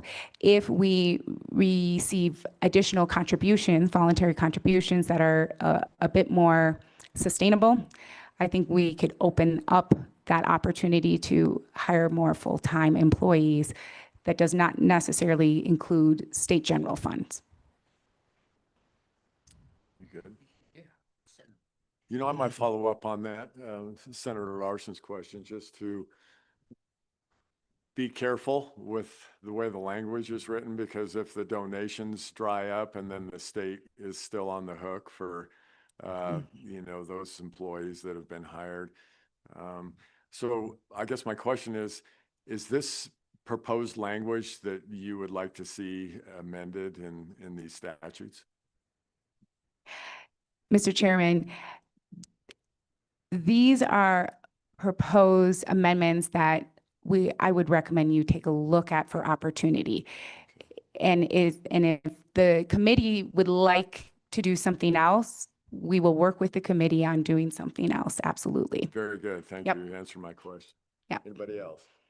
Representative Davis. Mr. Chair, it seems to me, you know, just through this discussion and what we've been seeing, the economic values of the state forest and the Good Neighbor program seem to be far more than what we're talking about here among these other revenue streams. So, you know, where those funds are going into the state forester department, is that correct? From these timber sales, et cetera, that's building a better backbone and basis. Mr. Chairman, Representative, it is, but there's very few places in Wyoming where the timber pays for itself. Many of these projects, as you heard, there's a cost to doing the work we do. And so as we bring in revenue, there's still a cost to pay for either an employee or pay for a thinning project. And so we bring in that revenue, but we reuse it again. I don't know if that answered your question. Go ahead. Mr. Chairman, in my opinion, what it looks like to me is the actions that you're trying to undertake. And, definitely we can see that increase seem to be a lot more proactive in the trickle down economics, because we reduce wildfires, we increase employment, there's a lot of other economic value from your work going forward. So it seems to me that your spearhead going forward working does have a lot of economic value to the state of Wyoming. Maybe not foreseen on black and white paper, but overall. Is that correct? Mr. Chairman, Representative, that is correct. If you look at a rate of return or a rate of investment, right? We are investing through these employees and getting all this work done, but think of the health of the forest, the economics, the wildfire costs itself, all of those things go into play. And you're absolutely right. We are doing an extensive amount of work very effectively at this moment in time and getting more work done at a very increased level with only one additional G&A at-will contract employee per forest, right? So it is extremely effective in the work we're doing. And you're absolutely right. The overall landscape of it obviously is really the health of the forest, the benefits of the reduction of wildfire, and the health of our watersheds, which is extremely important. Representative Worf. Well, and this is probably more of a comment, but I know that there's reluctance to grow government. But I can tell you, I believe if in fact we are going to take over more and more federal land management responsibilities in this state, I think it only goes to reason that we probably are going to have to hire some more employees. So I guess I'm not as afraid about that. But I do think it comes part and parcel. We need to be able to show that there is a return, and it may not be a monetary return, but I'm also serving on the Colorado River Group. And so I think we need to pay attention to how our forests are managed in the state and how that water that's currently being utilized, how that is being freed up and utilized. And we need to capture that. And that's going to be the rub. And I guess that's my question to you. Will you be able to come forward with the supporting data showing us that? Because that's a pretty big bite, but it's necessary. I think it will be necessary if we're going to convince the legislative body to grow your department. It's going to have to come back. We're going to have to know what the true benefits are. So are you capable of putting something like that together that you could present to this body, and that then we could present to the body as a whole? Go ahead. Mr. Chairman, Representative Worf, we will work on that, absolutely. And again, we will only grow if that is the desire of the legislature. I had an excellent conversation with Speaker Ryman. He called me, and there's been a lot of discussion about state forestry looking at the Bear Lodge Ranger District and managing the timber on the Bear Lodge Ranger District. That's 200,000 acres of forested lands. That district has 27 employees just in the district, not including the support that they get through the supervisor's office and the regional's offices. We we don't have capacity to continue to take on more without taking a hard look at these type of employees, being able to have more employees. And if that's not something that this legislature wants to do, that's going to be our answer back. Part of the conversation I had is we also need to see some federal money to do all this work.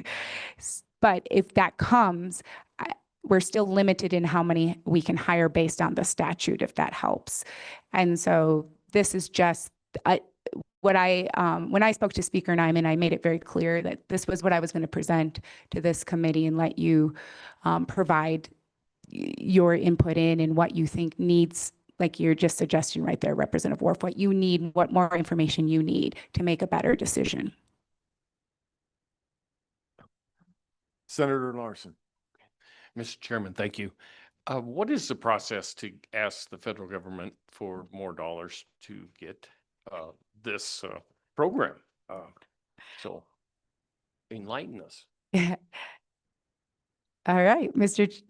Chairman, Senator, we have been calling both Chief Schultz and the Associate Chief Chris French, and have been in conversations with the Deputy Undersecretary as well about this conversation. It's through transitions, it's been a little bit harder to get grants and agreements to move. There's a new process that was put in place that DOJ needs to review quite a bit of agreements and funding. So we have yet to see real funding come for a while into the GNA program. And so that is something that we are working towards in leadership in DC, leadership at the regional level, all are aware that we would like to see some funding come to do this work, that we're not going to just do work without any more federal funding to support it. Mr. Chairman, thank you. A letter from this committee may help, and if so, would you help write such? Mr. Chairman, Senator, thank you for that offer, and we would absolutely appreciate that. And we could write that down. We'll work with the committee on that. Representative Davis.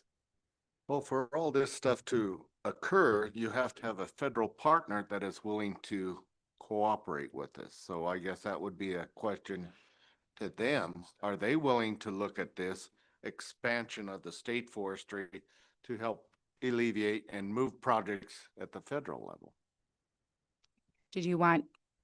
Chairman, did you want me to answer that, or I probably don't want to answer for you.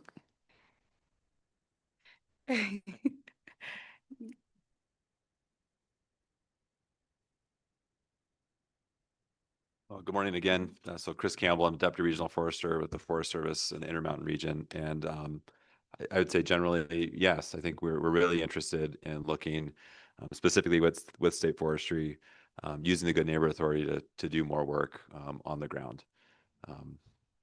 So yes, but the funding piece is an important piece, and it's maybe something for continued discussion in the days and weeks to come, because it's we manage the funds that Congress gives us, and those don't just come to my region or to the forests in Wyoming. They're for the whole country. They're for the nation's forests. And so I think as we are able to show success here in Wyoming and across the country, we can show the return on investment with the program, and not just the dollars and cents, but just the landscape, the impacts. And it's not just a Forest Service, you get the impact, or, state forestry lands get the impact, but that we're improving the watersheds, that we're, across the board. To me, I think the proof will be in the pudding, and hopefully we'll see more investment coming here. Representative Worf. Yeah, and I would also ask you to make sure to include, because this is one of the things that I think is important. If we can get our forests in better health, we're going to be able to reduce the fire risk and the severity of that. And we spend an enormous amount of money chasing fire. And I've done it. I love it. It's one of the funnest things I've ever done. The adrenaline rush you get when you're on a fire is something else. But I understand that there's a lot of money there, and there's really not a lot of incentives to get it healthy.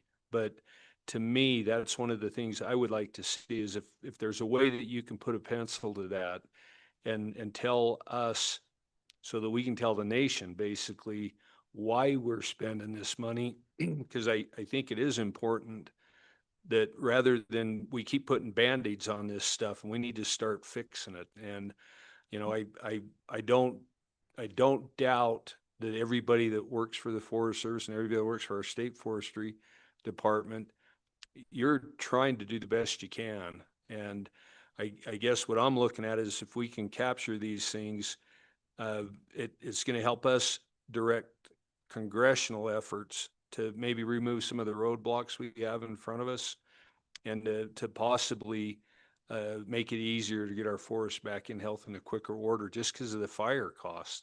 So I would encourage you to include that as well, if I could, please.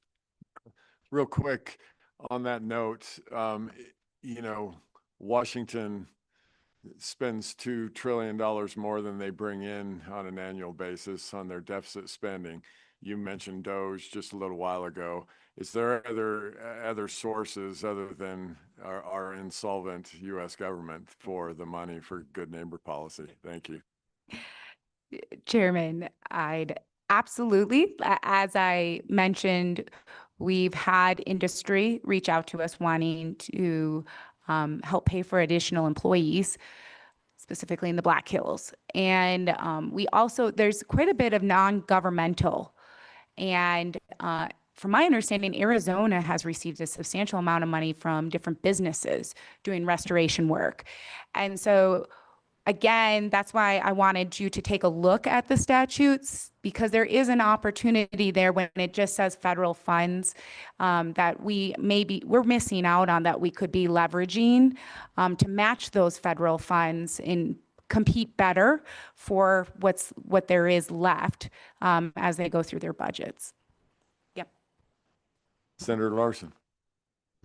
Mr. Chairman, I don't know if this is the time to do it, but I would like to make a motion that we get a letter written with the help of the director to, I think, the forestry at the federal level and the interior, and allow the chairman to sign that.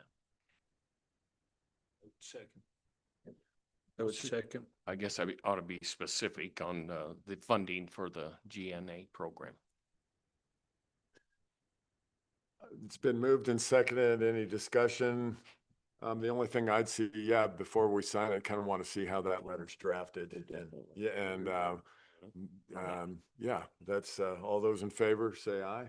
Aye. Opposed? Motion passes. We'll draft a letter. Maybe should have been discussion, but. Yeah. No, I asked for some. Oh, gotcha. Okay. Go ahead, Kelly. Yeah, thank you, Chairman. And lastly, I do want to answer a couple great questions you had for Chris here. Because we did so much work on the national amendment for old growth, I have some numbers for you as to why I think we're challenged in this state when it comes to getting a bunch of active management done. Out of that 9.3 million acres, at least 6 million is in wilderness and roadless. So there's only about 3 million acres across all of our national forests in Wyoming that can even be actively managed. And we'll have a long talk about roadless and the challenges with that. But I have a deep, deep belief that we need to make the availability has to be there, and has to be there consistently for industry to be able to invest in what they need to invest in to keep their businesses going. And you're going to hear from them today. We have multiple industry here across the state that want to speak to you. And there's some historic expectations on the road packages and the road work that has not evolved with the costs associated with that are being put on industry that we talked about in depth, that we want Region 2 and Region 4 to look into from that February meeting.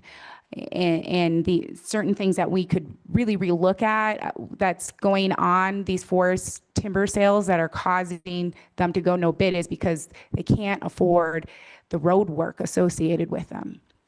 So I'm sure you're going to hear about that. And the other comment I wanted to just give you some background in, when it comes to utilization, the majority of the wood, specifically in state forestry, that we sell is firewood. There's a significant commercial firewood across Wyoming that, and we'll talk about that even today when we go up to the field trip. So that is really important to recognize that there is a whole, and that's, I think, what Chris was trying to get at with how much of it is for personal use versus how much of that firewood is going to be for commercial. And it's something that I think we want to continue to see and grow and maintain. And at the end of the day, for all of us, that the importance with G&A, when you think about the rate of return, is keeping these industries going. Because when we lose one of these mills or one of these even small mom and pop, or it's only going to cost us money to get this work done in the future. So I understand the concerns and completely hear them loud and clear, hence why I wanted to just, these are some opportunities to look at with the committee, but it is extremely important to consider what we have to lose. Thank you. Yeah. Well, thank you, Kelly. That was good. All of you, thanks for being here and schooling us boneheaded legislators on what's going on in your world. Yeah. So I guess we'll open that up to public comment. Is there anybody who'd like to comment here? We got a little time before lunch here, and keep it short so everybody gets a shot at it here. We can go a little bit over. I think we're not scheduled to be back, but the sooner the better. Thank you. Go ahead and state your name and where you're from. Good morning, Mr. Chairman, members of the committee. My name is Ben Woodkey. I'm the Executive Director of Intermountain Forest Association. We're a trade association that represents forest products companies operating within Region 2, the Rocky Mountain region of the Forest Service. That's, the Black Hills, most of Wyoming, Colorado, even parts of Nebraska. I'm here to offer some comments. I've been listening to the testimony today, listening to some of the questions. I want to offer some comments, some clarifications, maybe even answer some previously posed questions. I recognize that I don't want to be party to any group that's holding up lunch, so I'll try to keep this brief. And again, I know there's other people who are here as well to offer some comments, but I want to start by just talking big picture on what's been going on in the Forest Service timber sale program in the Region 2. Since 2019, that program has been reduced by about 50% for what they've been accomplishing and offering for sale. There have been a number of factors that have contributed to that. I'm not going to dwell on all those factors and what's happened in the past. I want to be looking forward, and the forward is, the future is looking a little bit better for us. A number of these things have been discussed here today. We have the administrative executive order from President Trump. We have the secretarial memo following up on that executive order. And then we have a letter from offering specific direction from Associate Chief Chris French within the Forest Service, backing up the Secretary's letter. And all of that is culminating in a national plan on how to increase timber outputs within the Forest Service. Of course, those increased outputs, as you all have discussed, is an excellent proxy for reducing wild and fire hazards and insect and disease susceptibility on the landscape. There's been some discussion about trying to interpret these executive orders and memos and see what they mean. The secretarial memo declares an emergency, has an emergency declaration in it. Much of the Forest Service lands in Wyoming are covered under that emergency declaration. And that's the same authority that was used in the previous administration for their wildfire crisis strategy. It comes out of the Infrastructure and Investment and Jobs Act. It's a very strong authority. And instead of looking at simply where forests at risk of wildfire intersect with large population centers, the new secretarial order declares an emergency on all the lands that are at risk of wildfires, which makes much more sense to us. It's not simply about burning down homes, which is obviously very important. We need to be protecting these communities, but it's about everything else at risk. It's about the recreation opportunities. It's about clean water, clean air, forest resources for communities and companies. But as far as interpreting the direction of these orders and the executive order, I want to take just 1 minute and read a couple sentences from the Trump executive order, which to me and to the industry seems very clear about the intent and the direction to the agencies on where this administration wants to go. And that's in Section 3 on streamlined permitting. It states that all relevant agencies shall eliminate to the maximum extent permissible by law all undue delays within their respective permitting processes related to timber production. Additionally, all relevant agencies shall take all necessary and appropriate steps consistent with applicable law to suspend, revise, or rescind all existing regulations, orders, guidance documents, policies, settlements, consent orders, and other agency actions that impose an undue burden on timber production. To me, and I think the bulk of the timber industry, the direction seems pretty clear. And I understand and appreciate the bureaucracies of federal agencies and understand what they have to work with. I would hope that, line officers, decision makers, leadership within regions and forests can take a look at this language, take a look at the direction within these documents and start thinking about what they can be doing themselves to begin furthering this mission of the new administration and the new chief.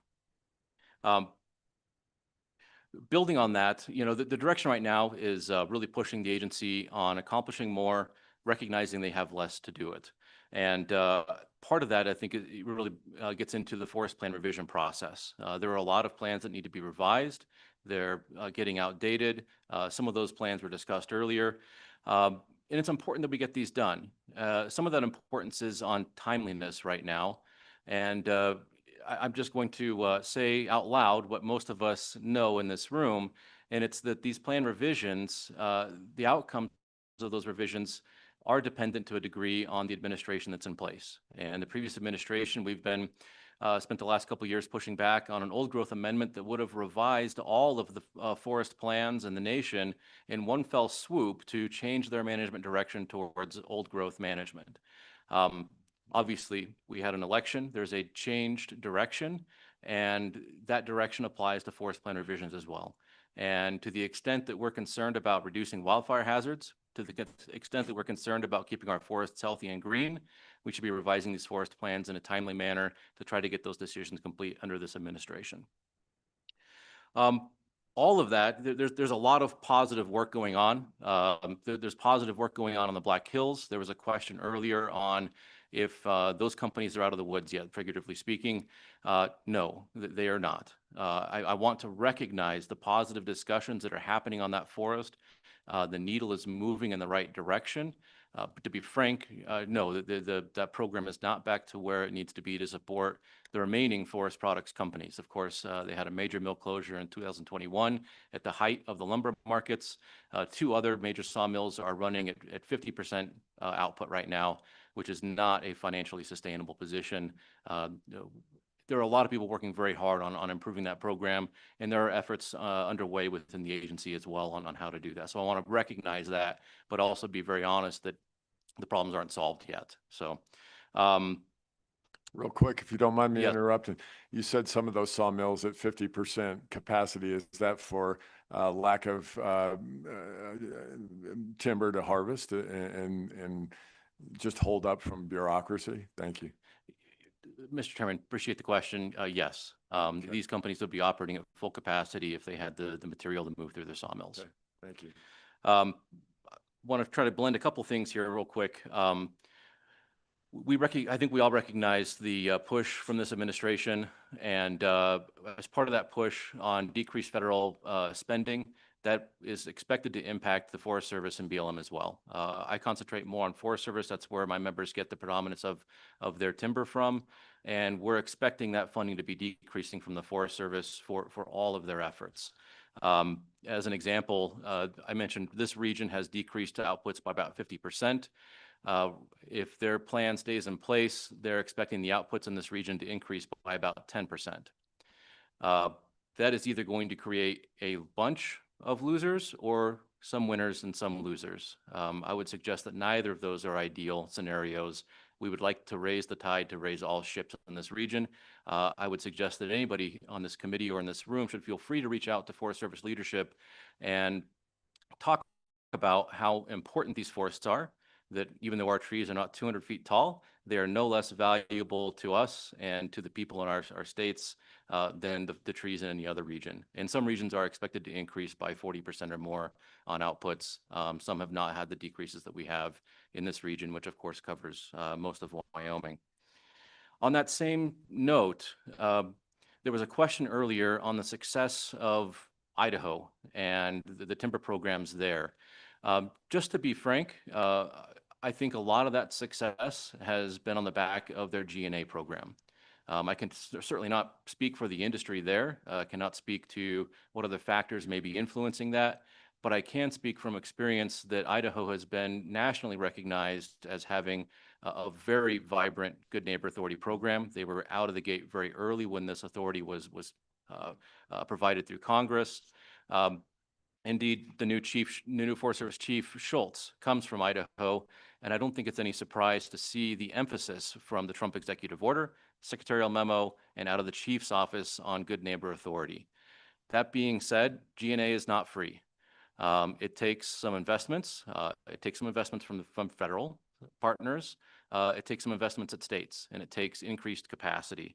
I mentioned earlier that, I don't believe that the forests in Wyoming are any less important than the forests in any other region or state.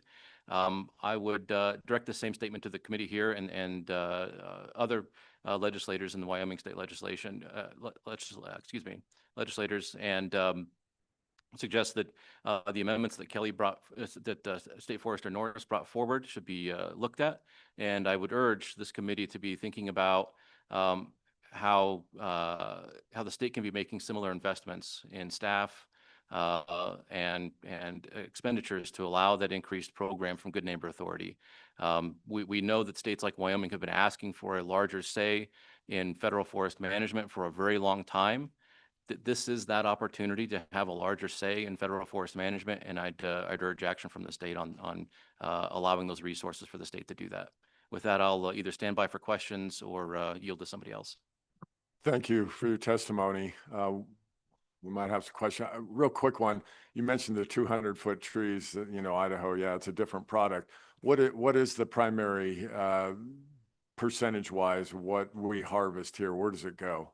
What is our into what type of products? Yeah, what is our market for our timber here? Thank you.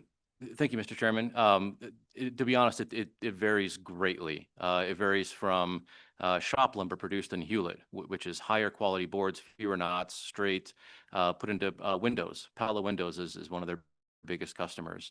It goes to studs produced out of Saratoga, post and pole from companies like Lodgepole Forest Products and Laramie and other smaller, typically family oriented companies. Even we've heard talk about commercial firewood here today as well. And really the products produced from Wyoming forests range throughout the entire gamut. Senator Larson. Mr. Chairman, thank you. Can you tell us your name and who your association again? It was quick and I missed it. Apologies. Maybe I spoke a little bit too quickly, recognizing the time. Mr. Chairman, if I could, my name is Ben Woodkey. I'll spell it for you. WUDTKE. I'm the Executive Director for Intermountain Forest Association.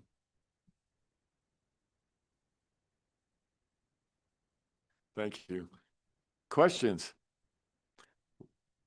Thank you very much for your testimony. That was helpful. I'd ask you more questions here, but I know we've got some other people that want to. I'll be around after lunch if you think of any. Appreciate it. Thank you for your time. Thank you. Your report. Come on up. State your name and where you're from, please.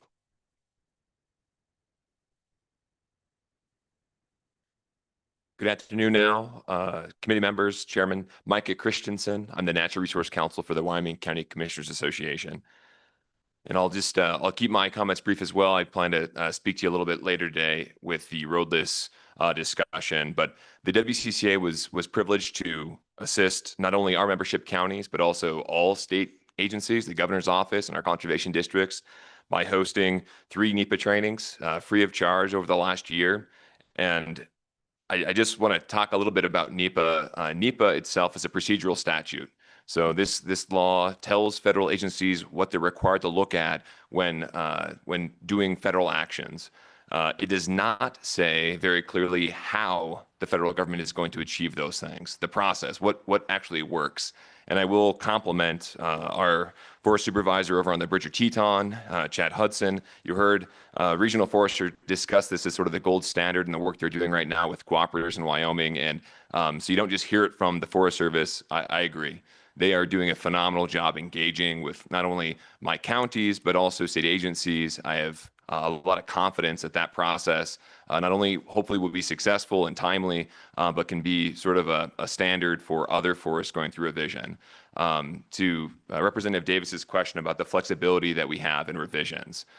So under the 2012 planning rule, which didn't exist when the BT forest plan, which currently exists, was around, there's different plan components. So the Forest Service right now obviously is working through assessments that gives that status quo where we are at. But we're going to work together with the Forest Service there, developing a purpose and need, getting an idea of where we want to go with that plan. And that's going to be based on the input from your Wyoming cooperators, your governor's office, your state agencies, and also your counties and conservation districts. Then we're going to work with the Forest Service on developing alternatives. We're going to actually write those with the Forest Service. And we're excited to do so. And again, this is why we did NEPA training. I got to figure out how we can do this work better together. But one of the components for under the 2012 planning rule is called desired conditions. And these are sort of those loftier goals of how we want to see the forest look in the future, how we want the forest to function in the future. So there are some places where we can communicate that. And thanks to your help years ago, giving counties funding to work on their local natural resource plans, we have a pretty good blueprint across the state where counties have written down through a public comment process what their preferred direction is on management of these lands. And again, we are working with some good faith brokers right now, particularly on the BT, that we're going to be working with the Forest Service on those. They're going to be able to see not only the historical socioeconomic significance of the forest and the impacts it has on all of our multiple uses, from grazing to mining to obviously timber harvest, but we'll be working with the forest on that. But as we'll get to with the roadless rule, there are limitations in the revision process. Revisions can't address wilderness areas as far as like removing them. We also can't really address roadless areas in a revision process. And so there are some limitations. And on the Bridger Teton, that's 2.83 million acres of that forest that really won't have a lot of additional direction. Obviously, there are some management tools that can occur within wilderness and within roadless areas, but our forest managers in this case really have, some of their hands tied behind their back on getting a more maybe proactive management, if you will, on a large swath of the forest. And in some counties, that's obviously a lot larger than others. So with that, I appreciate the time and certainly don't want to keep anyone from lunch, but I'm here for questions. Any questions? Buddy. Micah, thank you. Appreciate it. So we're short on time here, but No problem. Thank you. yeah. Anybody else? Yes, sir. Go ahead and state your name again. And I think you're a county commissioner, I'm pretty sure. Thank you, sir. Mr. Chairman, thank you for listening to me the second time, and I'll try to get you to lunch. Couple quick things. State Forester should get an A+ for the program she excuse me, I'm trying to hurry here. I will echo what Commissioner South said about that, but I'll try to touch on a couple things in there. Number one is they walked through the process, and she walked through part of it, and then the next gentleman did also. The difference of working with forests is huge. In the scoping process where the BT's at right now, we haven't been at the table. In order to get at the scoping process, which we deserve the right to be in on, in the Ashley, we had to bring it to a halt. That's another place in the state where we had to be in on the cooperating agency and do the whole thing. Those differences are great hurdles for us because when you get into the rules, when Representative Erickson, sorry, you're local, spoke of roads and stuff in there, the rules on those roads alone, when he broke out those rules in there, that's precisely what I'll start getting into in roadless this afternoon, because you'll have to listen to me a third time. Because we did take on roadless in the BT a long time ago, and we won on mapping errors. We'll be doing, we've already informed them of it in between there, the logging numbers. Representative Davis, we are absolutely on the page that those numbers have got to be larger. He spoke to them in between there. Those are the takes that we're already putting on the table as cooperating agencies. But the roads specifically, I'll talk to on that. Road management in the BLM, you just heard me say it was a deficiency and you had to question it. They're not doing a road management plan on the BT either. That's an issue we have with federal agencies. How are you going to get to the logs if you can't drive to them? How are you going to manage it if you can't do it? It's got to be part of the plan somewhere in the system in order to make the whole system work, because it also gets into trails. That's travel management. Because, and I'll try to answer Representative Worf's question about the Absaroka Trail. That's in my district where I live down through there. That is an old time trail that has been let go down the tube basically, and basically kind of disappeared. They ran out of funding from what I know. The latest I talked to my great rangers on the lower end down through here that I deal with personally, they've got their act together in how they're approaching what they're doing. The funding is very limited on what they're doing. And I'll get into roadless a little bit on, but the Absaroka is set up to re-clean it up and reopen it back up. And he had crews scheduled to come in and they couldn't get it done because of the cuts. I would assume the cuts out of the Forest Service. They'll have to answer that question. But the bottom line to it is we're very much in favor of it. But when you talk about agency rules, Representative Davis, and what goes to Jackson, and I appreciate Representative Erickson speaking to the challenge of Jackson versus us. It is. I just watched a process take place where we couldn't get bathrooms and toilets taken care of because Jackson stole them all and they ran out of money. So we couldn't get our projects done on the lower Bridger Teton. That's not the way it should work. And so those are deficiencies. But scoping is key. That is what went wrong in the Rock Springs RMP. They scoped it, brought it to us, and nobody liked it. Well, they didn't hear from us because they're going to do their meetings. They're going to do the backfixing there. If we're not at the table during scoping and we have the right to be there, then it's a decision by the management of the Forest Service how they approach that. So the Ashley that we just come out of, we doubled the logging based on what we said, and their supervisor had on the table and looked right at me when she said it because she knew we would challenge like we did on the BT. We will open up a discussion on roadless, but I'll get into that deeper this afternoon. Thank you, sir. That I think I hate to cut you off here. We got a kind of a hard deadline at 1:30. So and I encourage you to come back after the roadless conversation this afternoon. And we'll be further testify, and I think we'll have ample time after that before we have to go on the tour. Thank you very much. Yes, thank you. Anybody else? Go ahead, sir. State your name and where you're from. My name is Joe Lansdale. I'm from Buffalo, Wyoming, and I've been a logging contractor there for 33 years. And we're the guys that actually connect the dots after all the rest of this stuff is talked about. And if you'd like, I can save this till during the roadless comments, if you guys would like to just do that. You know, if you don't mind waiting around, because I sure appreciate that offer, because I think we'll have a lot of time potentially after we've only got one more agenda item at 1:30, and then after that we'll have a good hour for public comment. So thank you for that, and we'll be sure to get you in before we get out of here. I'd like to hear from you. Thank you.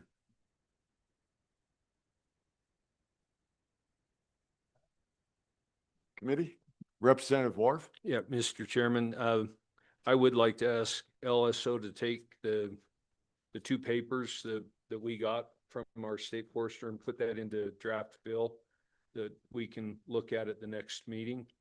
And I believe, I'll second that. okay, so it's been seconded. Did you also have an amendment you wanted to put on there? Well, I'd like them to work on one. Okay, If I could. Mr. Chairman. Mr. Chairman.